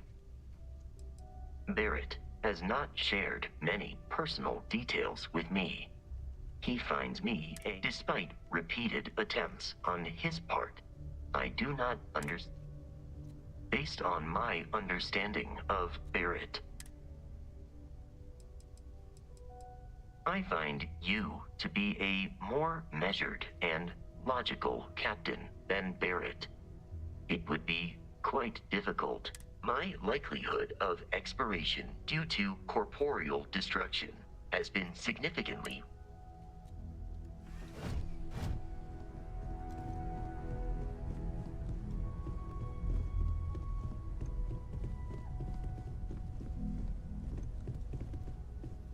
We can pay to fix. You forget how much you take a place like the Lodge for granted. Until it's counter to everything I've said and believed before. I've caught myself wondering if this is all true, and I have it right. We've potentially started a chain of events that will create more of these Starborn. Or worse, enable the ones we've seen to become even stronger.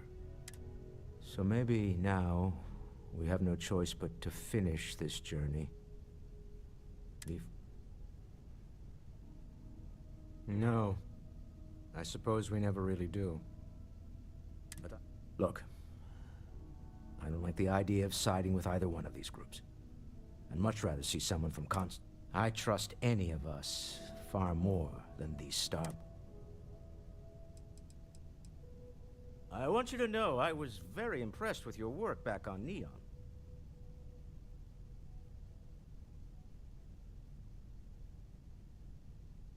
I'm beginning to wonder if there's anything you can't handle. I'd like to test that theory. My Star Yard's been having a little trouble getting our next project off the ground. I need someone capable and decisive to step in and steer it in the right direction. Interested? Love the enthusiasm. I knew there was a reason I picked you to help with this project. It's a new ship. We want to diversify our fleet. Now, I don't know why the people I pay very handsomely to come up with new designs can't seem to get out of the R&D phase. And frankly, I don't care. I just want someone, you, to go there. Excellent. I'll send word ahead to the project lead, Jules Degante, that you're taking point. They'll all be instructed to listen to you and follow your direction. I expect big things from you. So I'm excited to see what you manage to deliver. I don't believe you'll...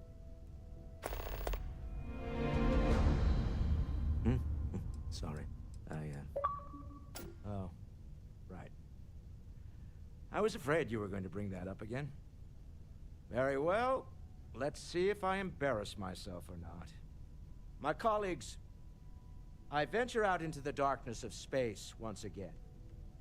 Many of you have expressed concern. At my age, you... Nonsense, I say. To go out into the unknown, to brave the possibility of never coming back, if this last expedition is my time, then I say, I have been fortunate. I have been... That, dare I say, I am fortunate.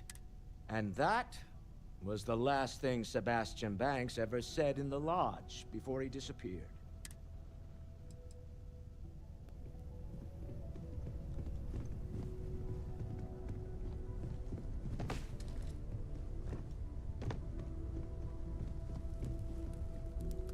These last glimpses from the Eye are from the farthest fringes of known space. Could be the only remaining pieces outside the hands of the Starborn. Catch a smile out there.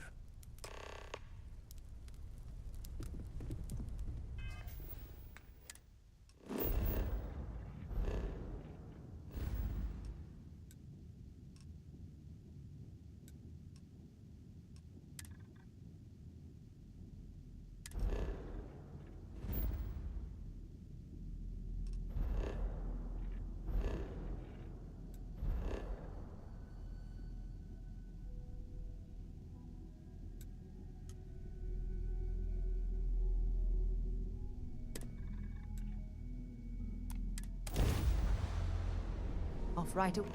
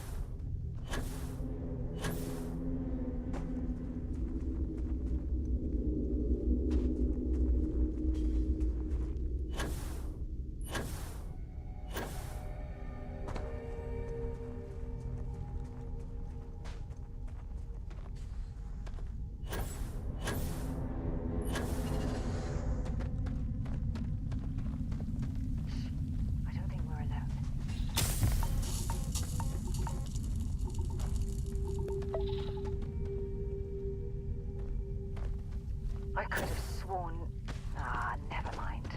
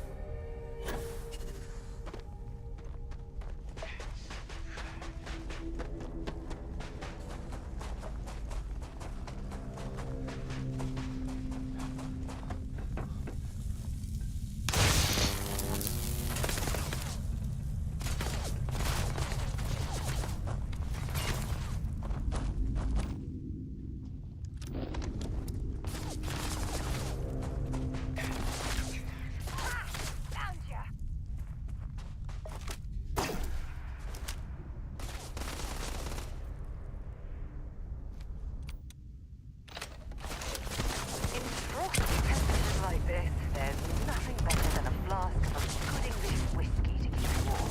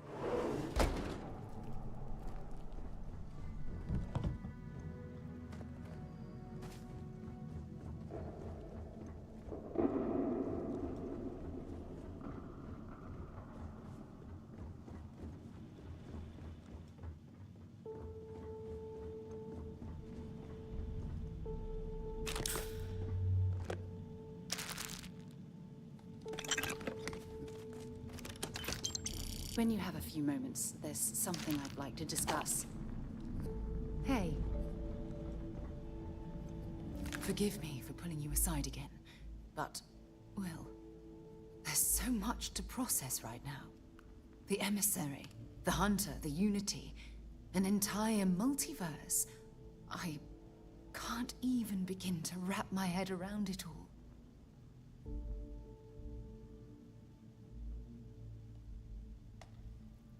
I don't know where to begin. The fact that we are the origin of the Starborn. Humans literally reborn by entering the Unity. The same, yet different.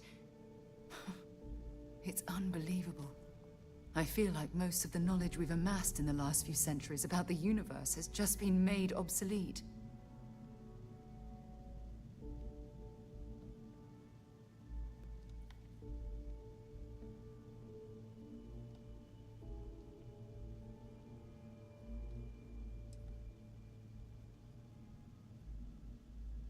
Perhaps I'm overreacting, but you can't deny there will be more than a few textbook chapters that need to be rewritten.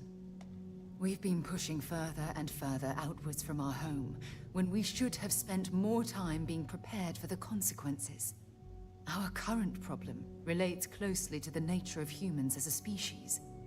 This rushed curiosity has led us to enter the Unity and become Starborn.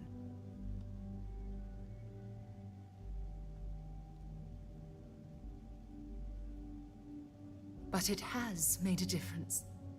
Here we are, caught in the middle of some sort of needlessly violent crusade. You'd think that a technologically advanced society would have evolved past petty squabbling. It almost makes me wonder if entering the Unity has done them more harm than good.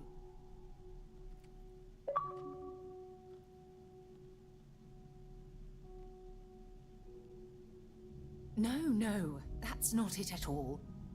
When you pass into whatever lies beyond, we don't know what will become of you. Will you remember your life as you knew it? Will the hunger to collect the artifacts consume your life like it's clearly consumed?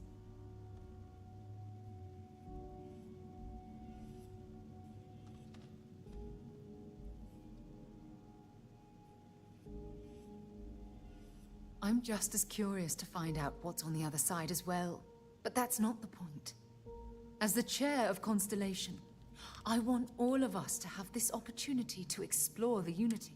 However, after we enter the Unity, we'll likely evolve. You're a respected colleague, and I wouldn't want to lose you.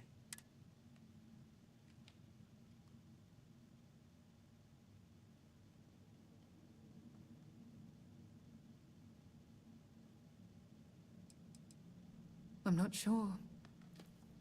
I'm guessing based on what we've learned. Even if I accompany you into the Unity, the question still remains. Would we know each other anymore? Even if we did, would we care? Part of what I do as chair of Constellation is weigh the costs of our expeditions. And this one, the cost is extremely high.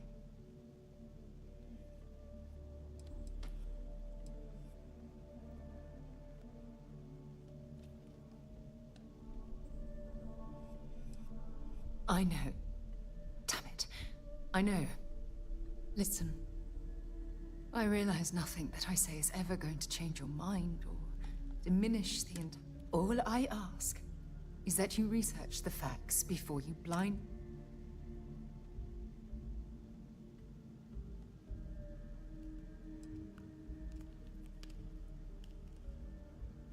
I don't know if I'm ready to make that leap, but knowing we'd be doing it hand in hand would certainly make it more comforting. Well, I suppose I've ruined the moment again, haven't I? I'm getting quite good at that lately. I'll let you get back to whatever you were doing. Just think what...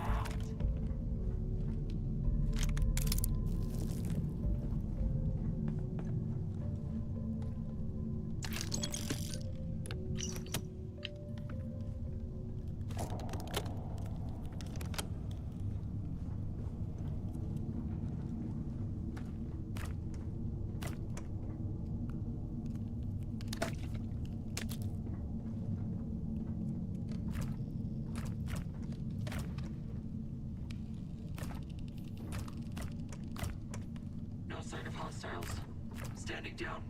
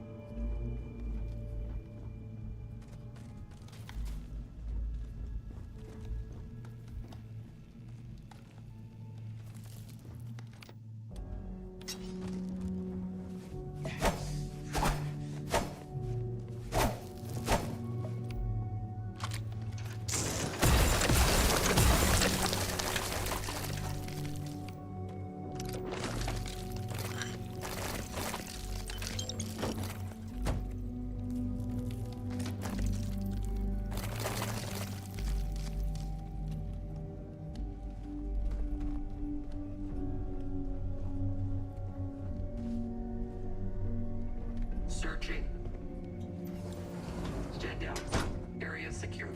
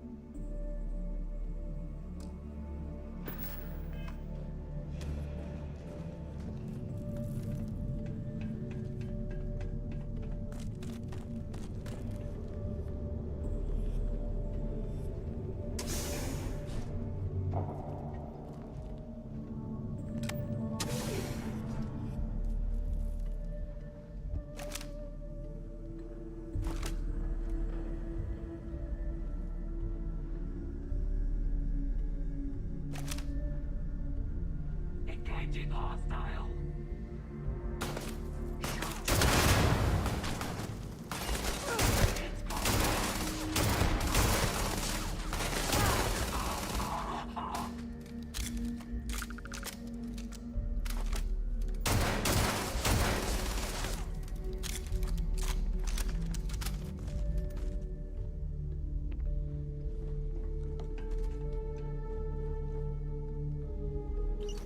See if they've got any weapons or ammo.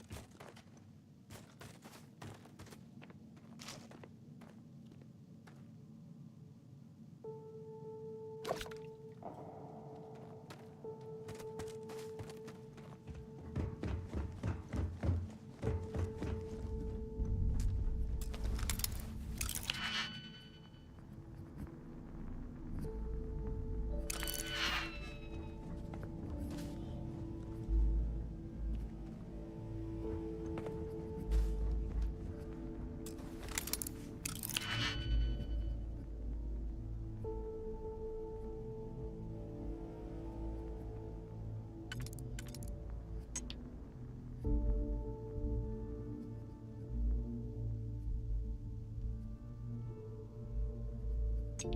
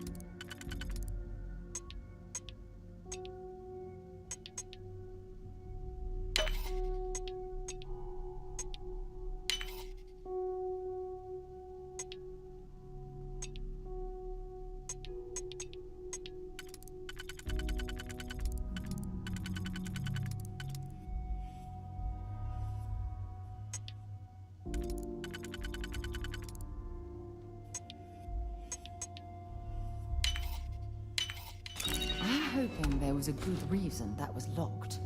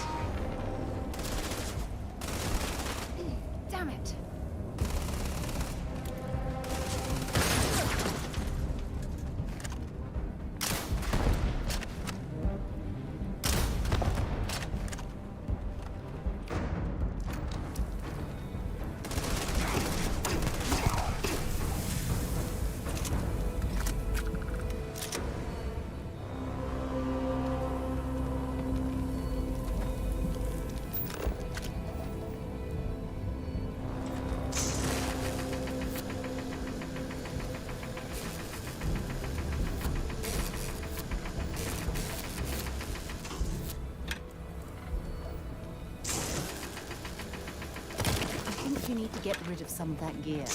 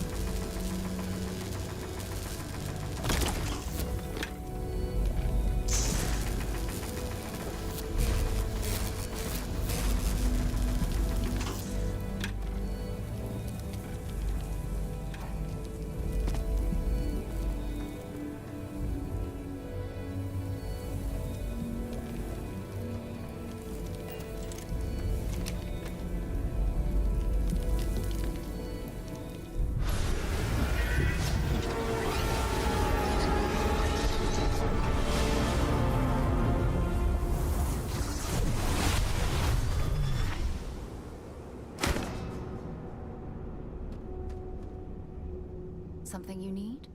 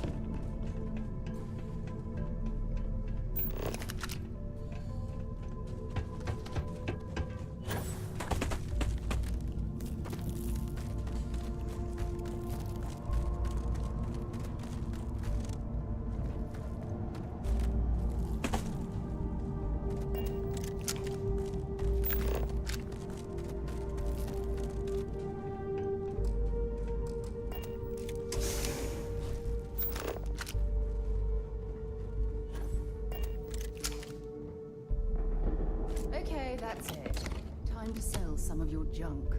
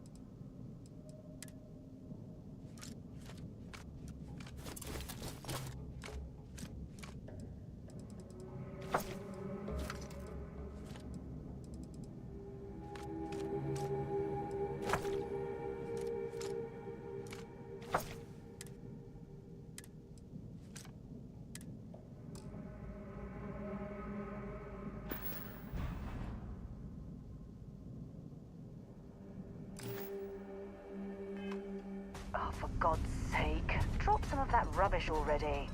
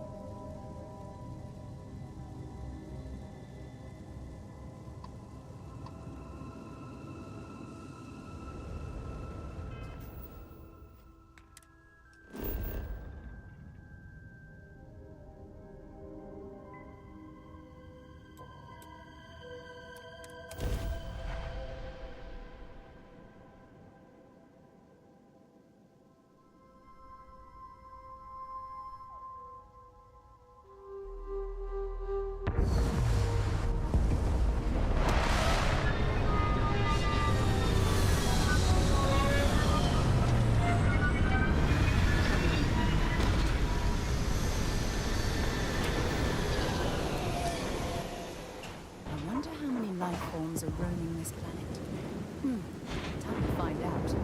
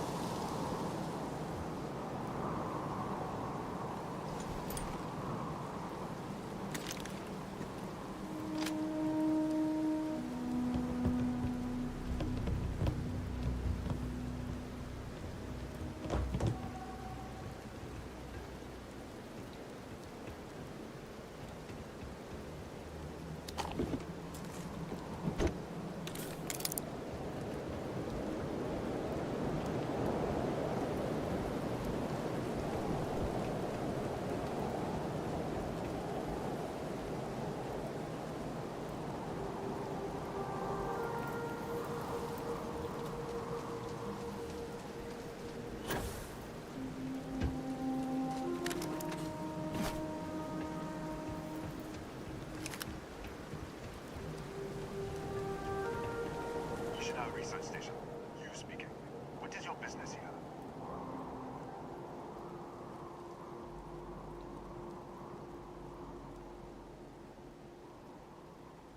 What? We haven't sent a distress signal? Nothing on the comms. No other ships in the system since our last supply drop. Look, what are you trying to pull here?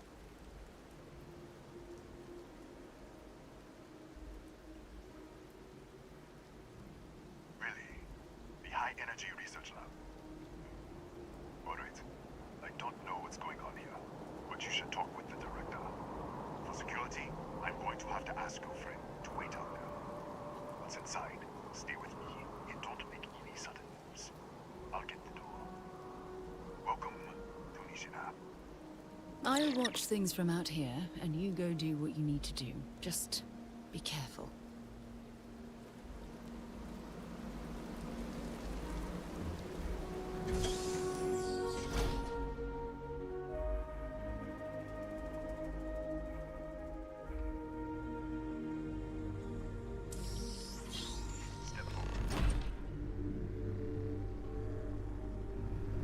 Scan is clear. One moment.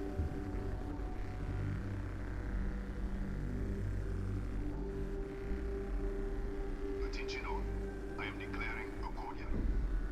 All sections are now on lockdown. Senior staff, protocol Delta. Use up. There. Be right with you.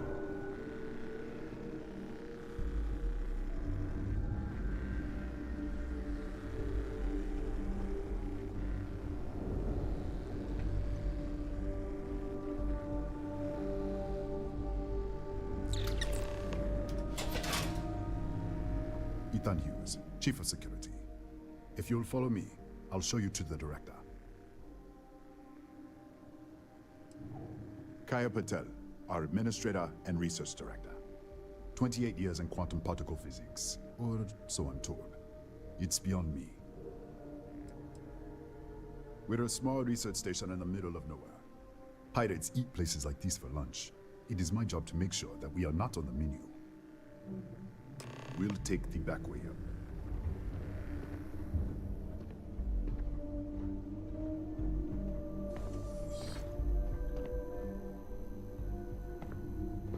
Here, you can see our lovely storage area. Don't touch anything. So, Nishina.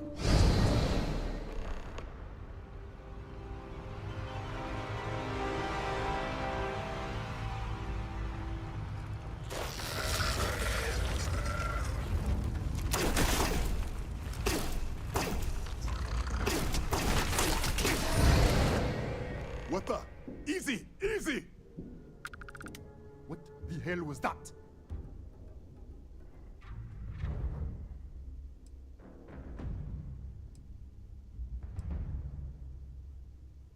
What? 1 minute, you're following me, and then you're just gone. Minute later, you pop in out of nowhere looking like you were in the middle of a fight.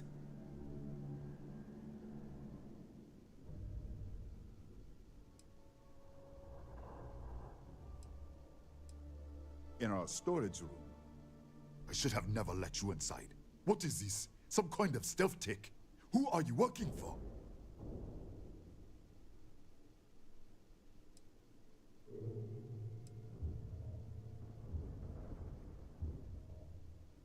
Look, I don't know what's going on. Let's get you to the director. Maybe she can figure this out. Come on, this way.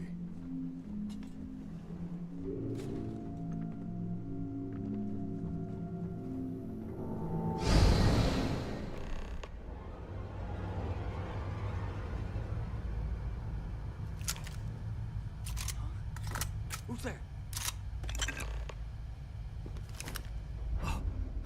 Thank God. Finally, someone came. The distress signal. You picked up the distress signal, right?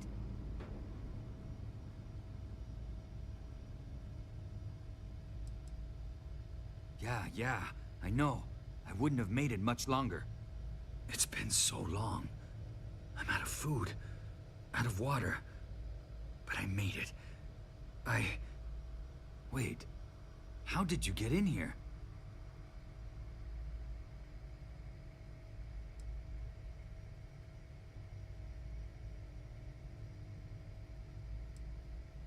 Hughes. Ethan Hughes? But he's dead. No. No. This doesn't make any sense. Unless... the accident. Maybe this is a side effect of the accident.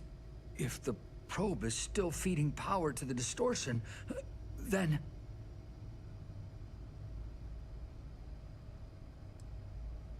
Right. Sorry. 3 months ago, I was calibrating an experiment in our high-energy research lab. There was an accident. An explosion. It caused a gas leak. Sparked a fire. I was trapped in the control room. There was nothing I could do. They're all dead.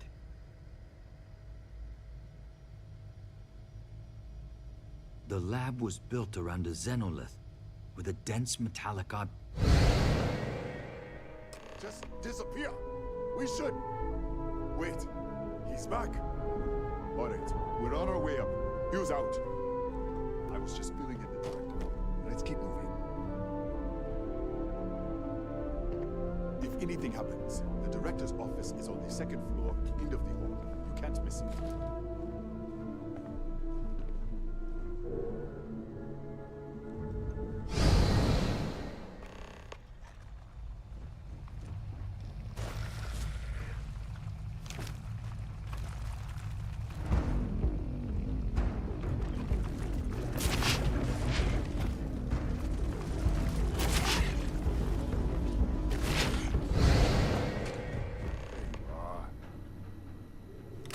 This way.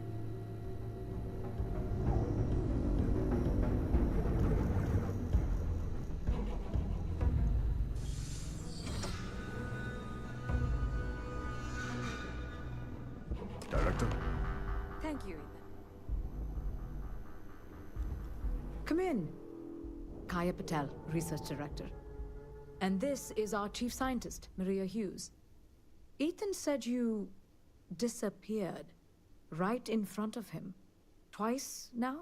3 times? Director, you can't be taking this seriously. Look, I don't know who you are or what you're doing here, but there has to be a rational explanation for all of this.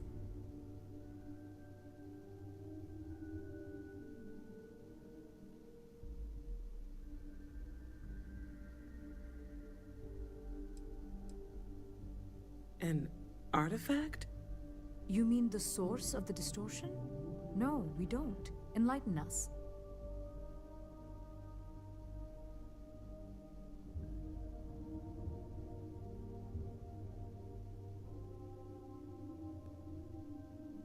Really? That's all you're gonna say? No. Fair enough. You have a prior connection with them then. Maybe that's why this is only affecting you.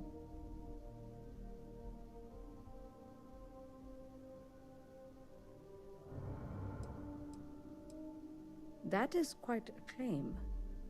What makes you think that? Tell us about this other universe. Raphael. Raphael died in the accident. He... Wait, burned out? The leak. Director, there was a hydrogen leak right after the accident. It was contained in a minute or 2. But if it hadn't been, it could well have caused an explosion. Another universe, though. That's a lot to swallow.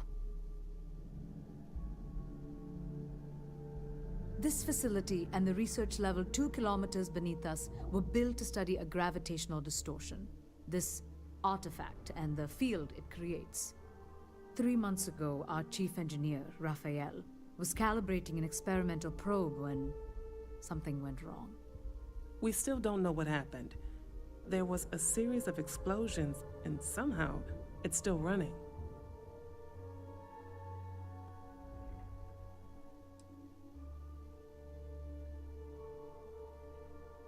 That would make sense. That's why the field strength keeps increasing. We have a control unit for the probe. After the accident, I tried to use it to shut down the system, but the kill switch isn't responding. We could shut it off manually, but the entire research level is locked down. We can't even get down there.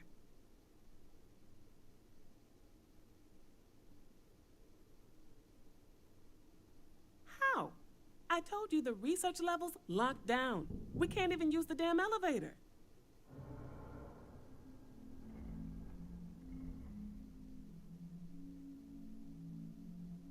What? Clever. In this other universe, Raphael survived. He made it back from the lab, so clearly his elevator works. Take it, and you might be able to shut down the experiment. This is crazy. But first, we have to do something about your shifting.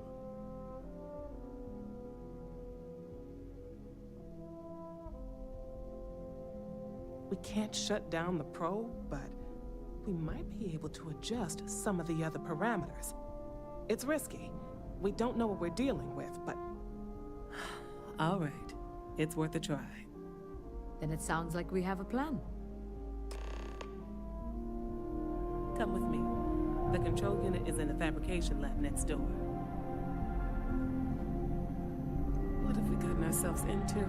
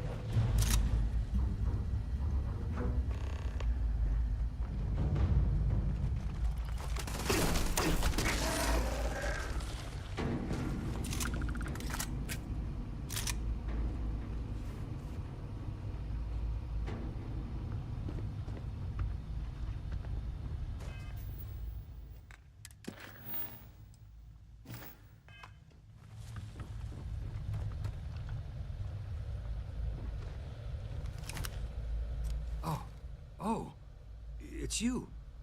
What happened? You disappeared, and the ceiling caved in, and... I thought I'd finally lost it.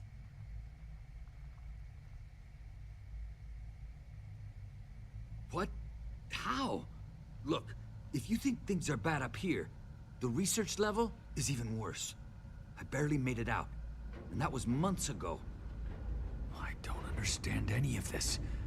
If I hadn't seen you disappear with my own eyes, I wouldn't have believed it. Okay.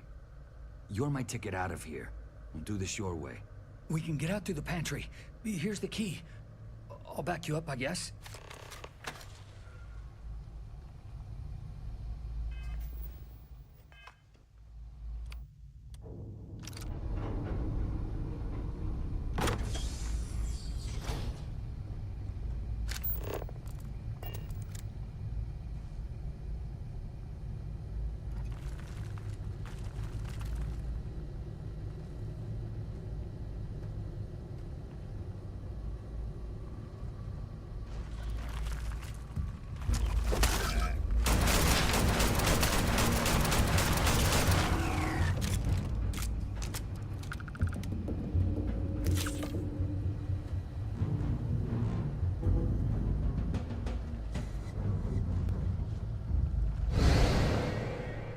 What the?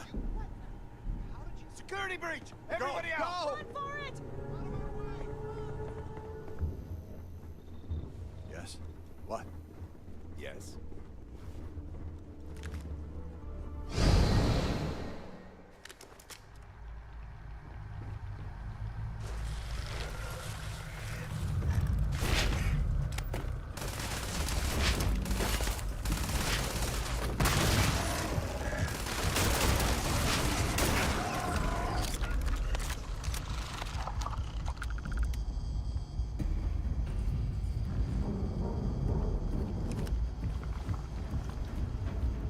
Look at this.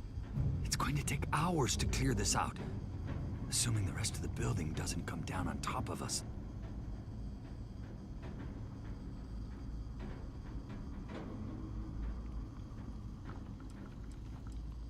I'm not sure.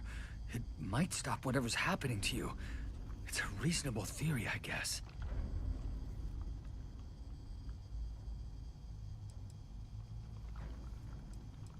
They're a native species.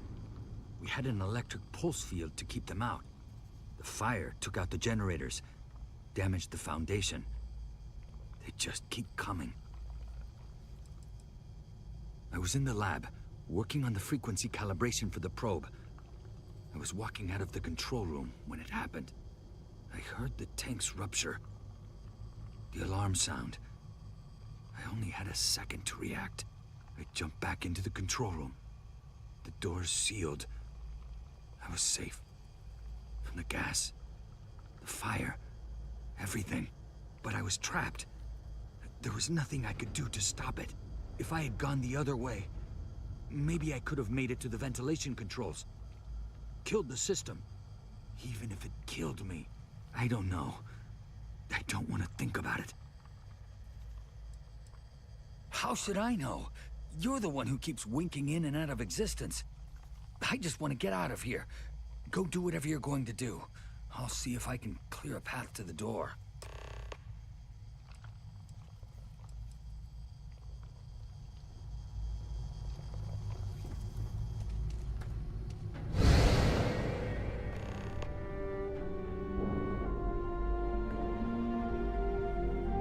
What? Oh, it's you. You realize you just poked into my locked office. So much for security protocols.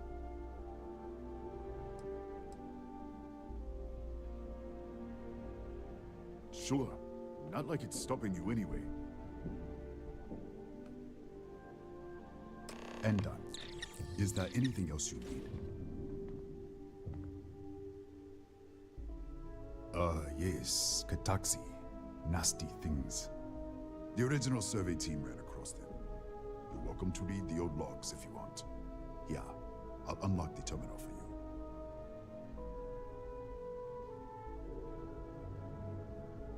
The Kataxi in the other universe. Uh-huh. Wow. I've got an experimental thing one of the engineers put together. But...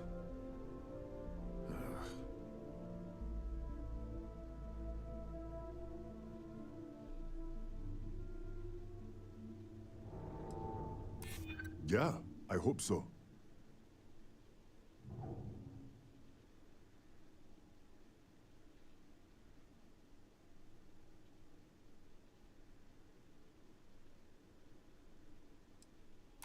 I'm trying to be reasonable here.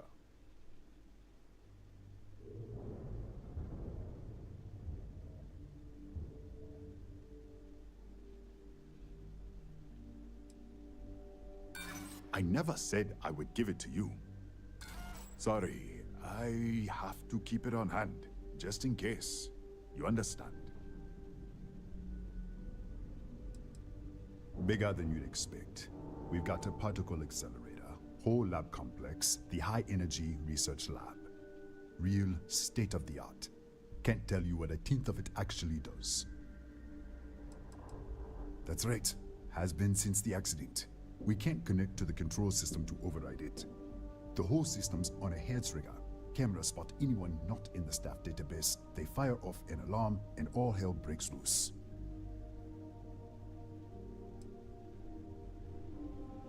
This is just crazy.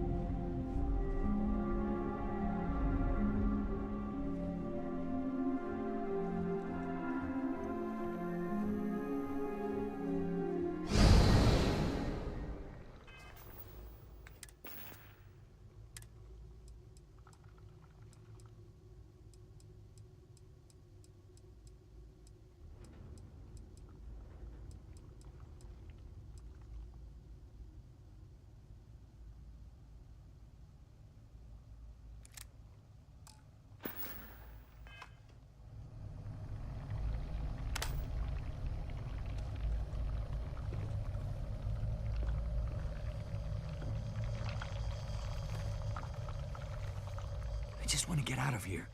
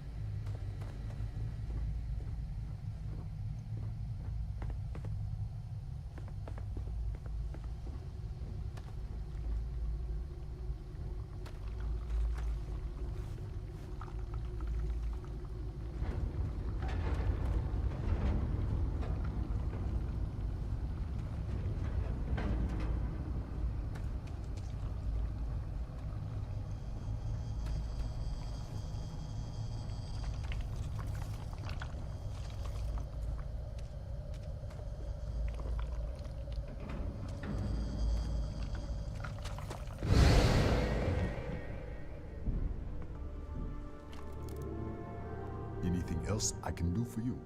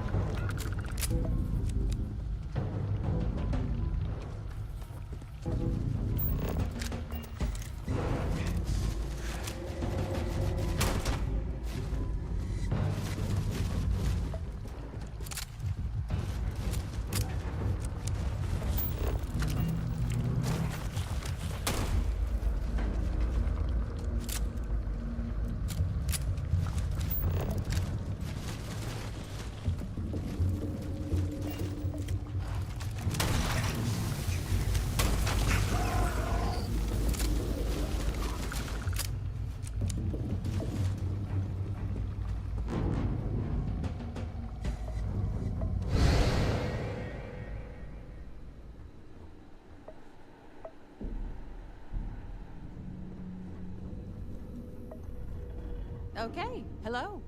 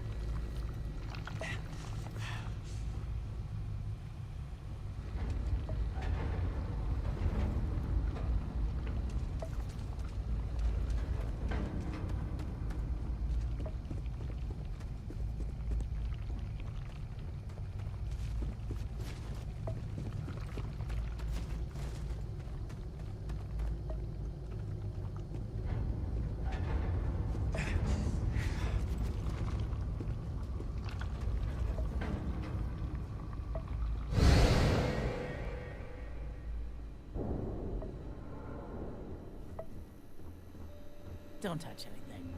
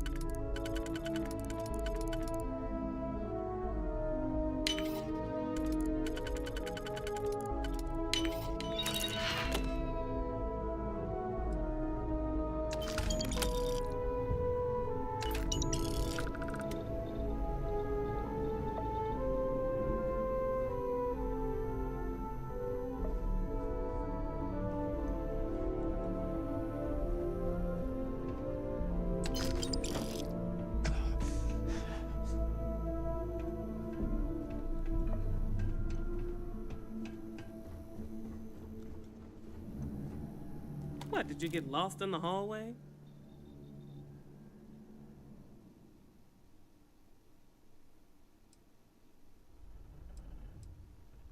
All right. This is the probe control unit. Most of these controls aren't responding. I'm going to very carefully adjust the settings I can. There's no way to tell what's about to happen. Pay attention and be ready for anything. I'll begin by adjusting the energy feed of the electron beam array. We're at 93 teravolts. Calibrating to 95, 97, 100. Nothing. Let's try the other way. 91, 89. What the? Okay. It looks safe to approach. But what in the world?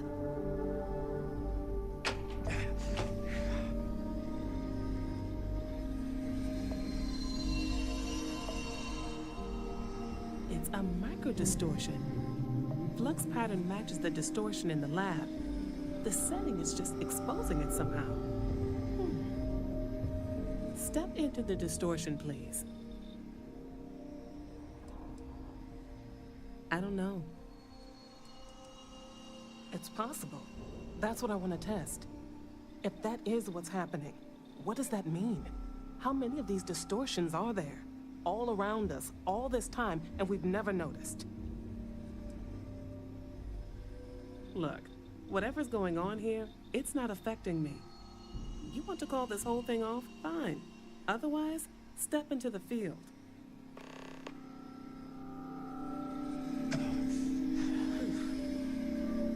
Nothing.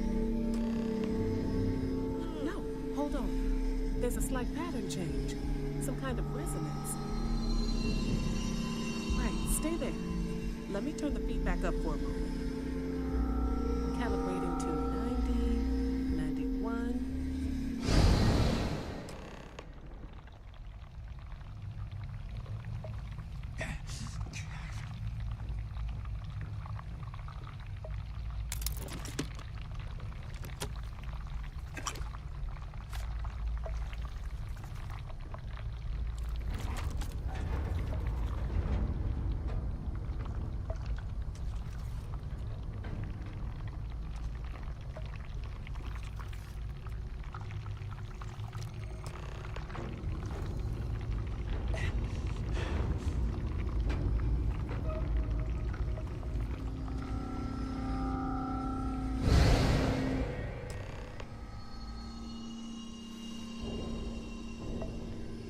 What happened?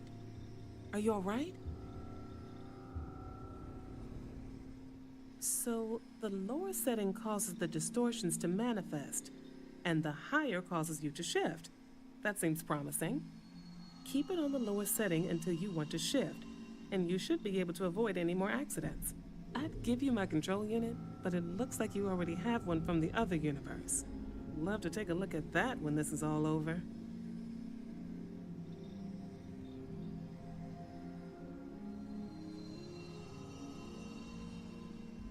Right.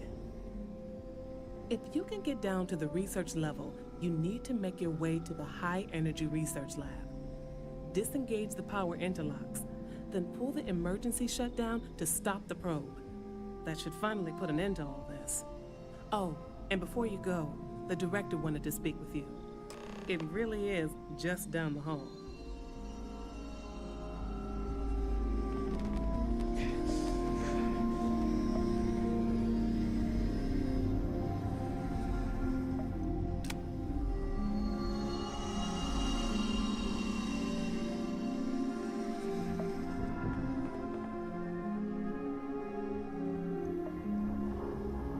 Well then, all set?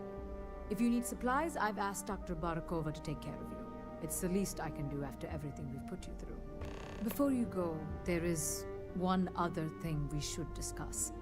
If this experiment is the cause of your shifting, when you shut it down, the shifting will stop.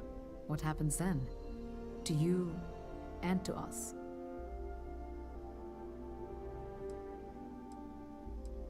There's no way to be certain, but let's theorize. Nishina is a closed system, two potential states held in tension. When you shut down the experiment, that tension will resolve. You are the outside observer in the system. Whichever reality you are in at that moment is what will become real. For you and your universe, at least. The question is, which will you choose?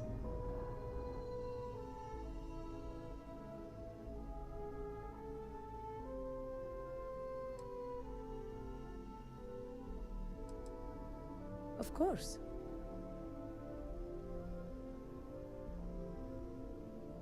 I don't know. I'm not sure it's possible to know. It may cease to exist. It was one possible universe, but not what actually happened. We or Raphael actually did die months ago. Or it may remain real, just not in your universe.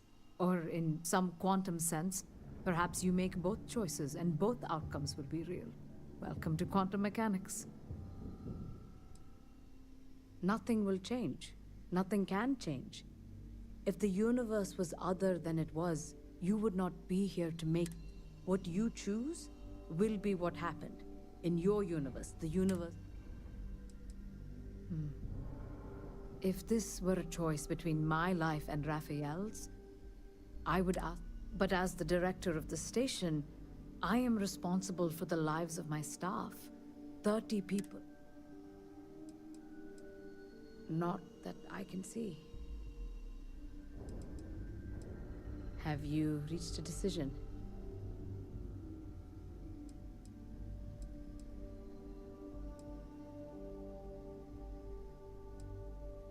You don't have to decide now, but when the time comes, please, keep them in mind. Now, it's time you are going. With the network offline, we can't shut down the security system on the research level, so you can expect... Ethan? Unlock the elevator lobby, please. Ma'am, research level is still locked down. I'm aware of that. Alright. Good luck, dear. It's been a fascinating day.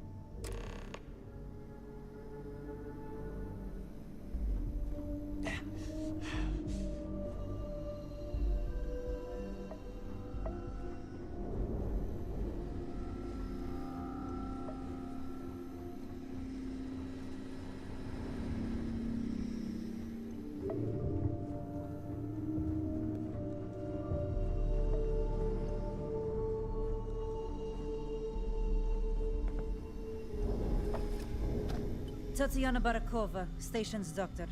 This is not a public medical facility, but the director has ordered me to assist. I can spare a few med packs. Beyond that, I am not your therapist, your psychologist, or your cosmetologist. I think I still have a few things I could spare.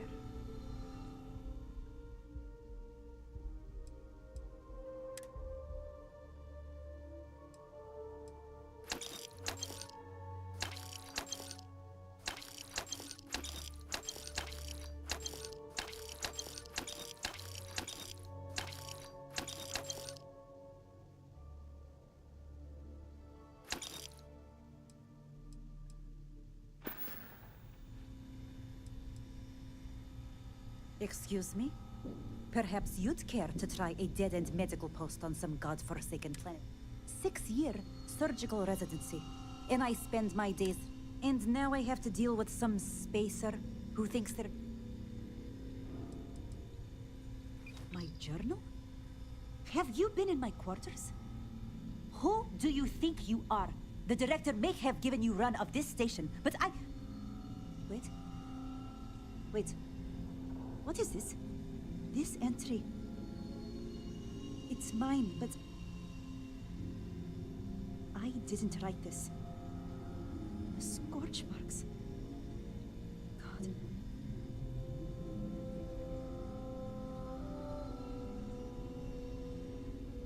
Yes. Yes, I do. I can spare a few more supplies. And I'll give you a break on anything else you need.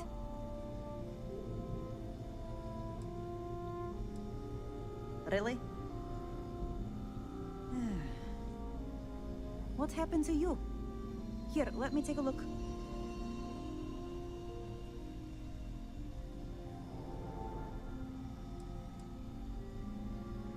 Fine.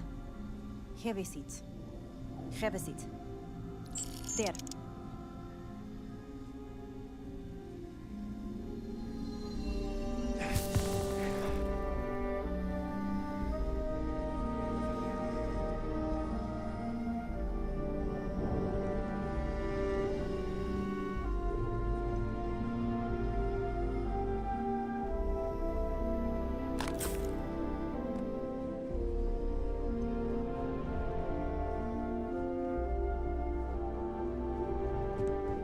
Excuse me.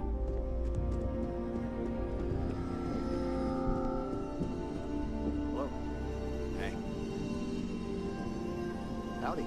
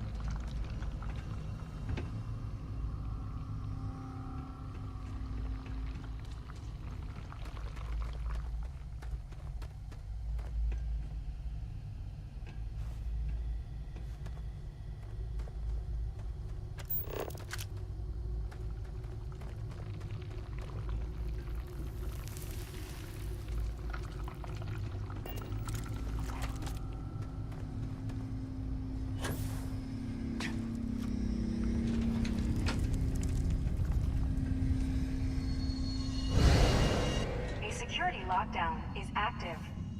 Emergency override controls are available on designated security terminals.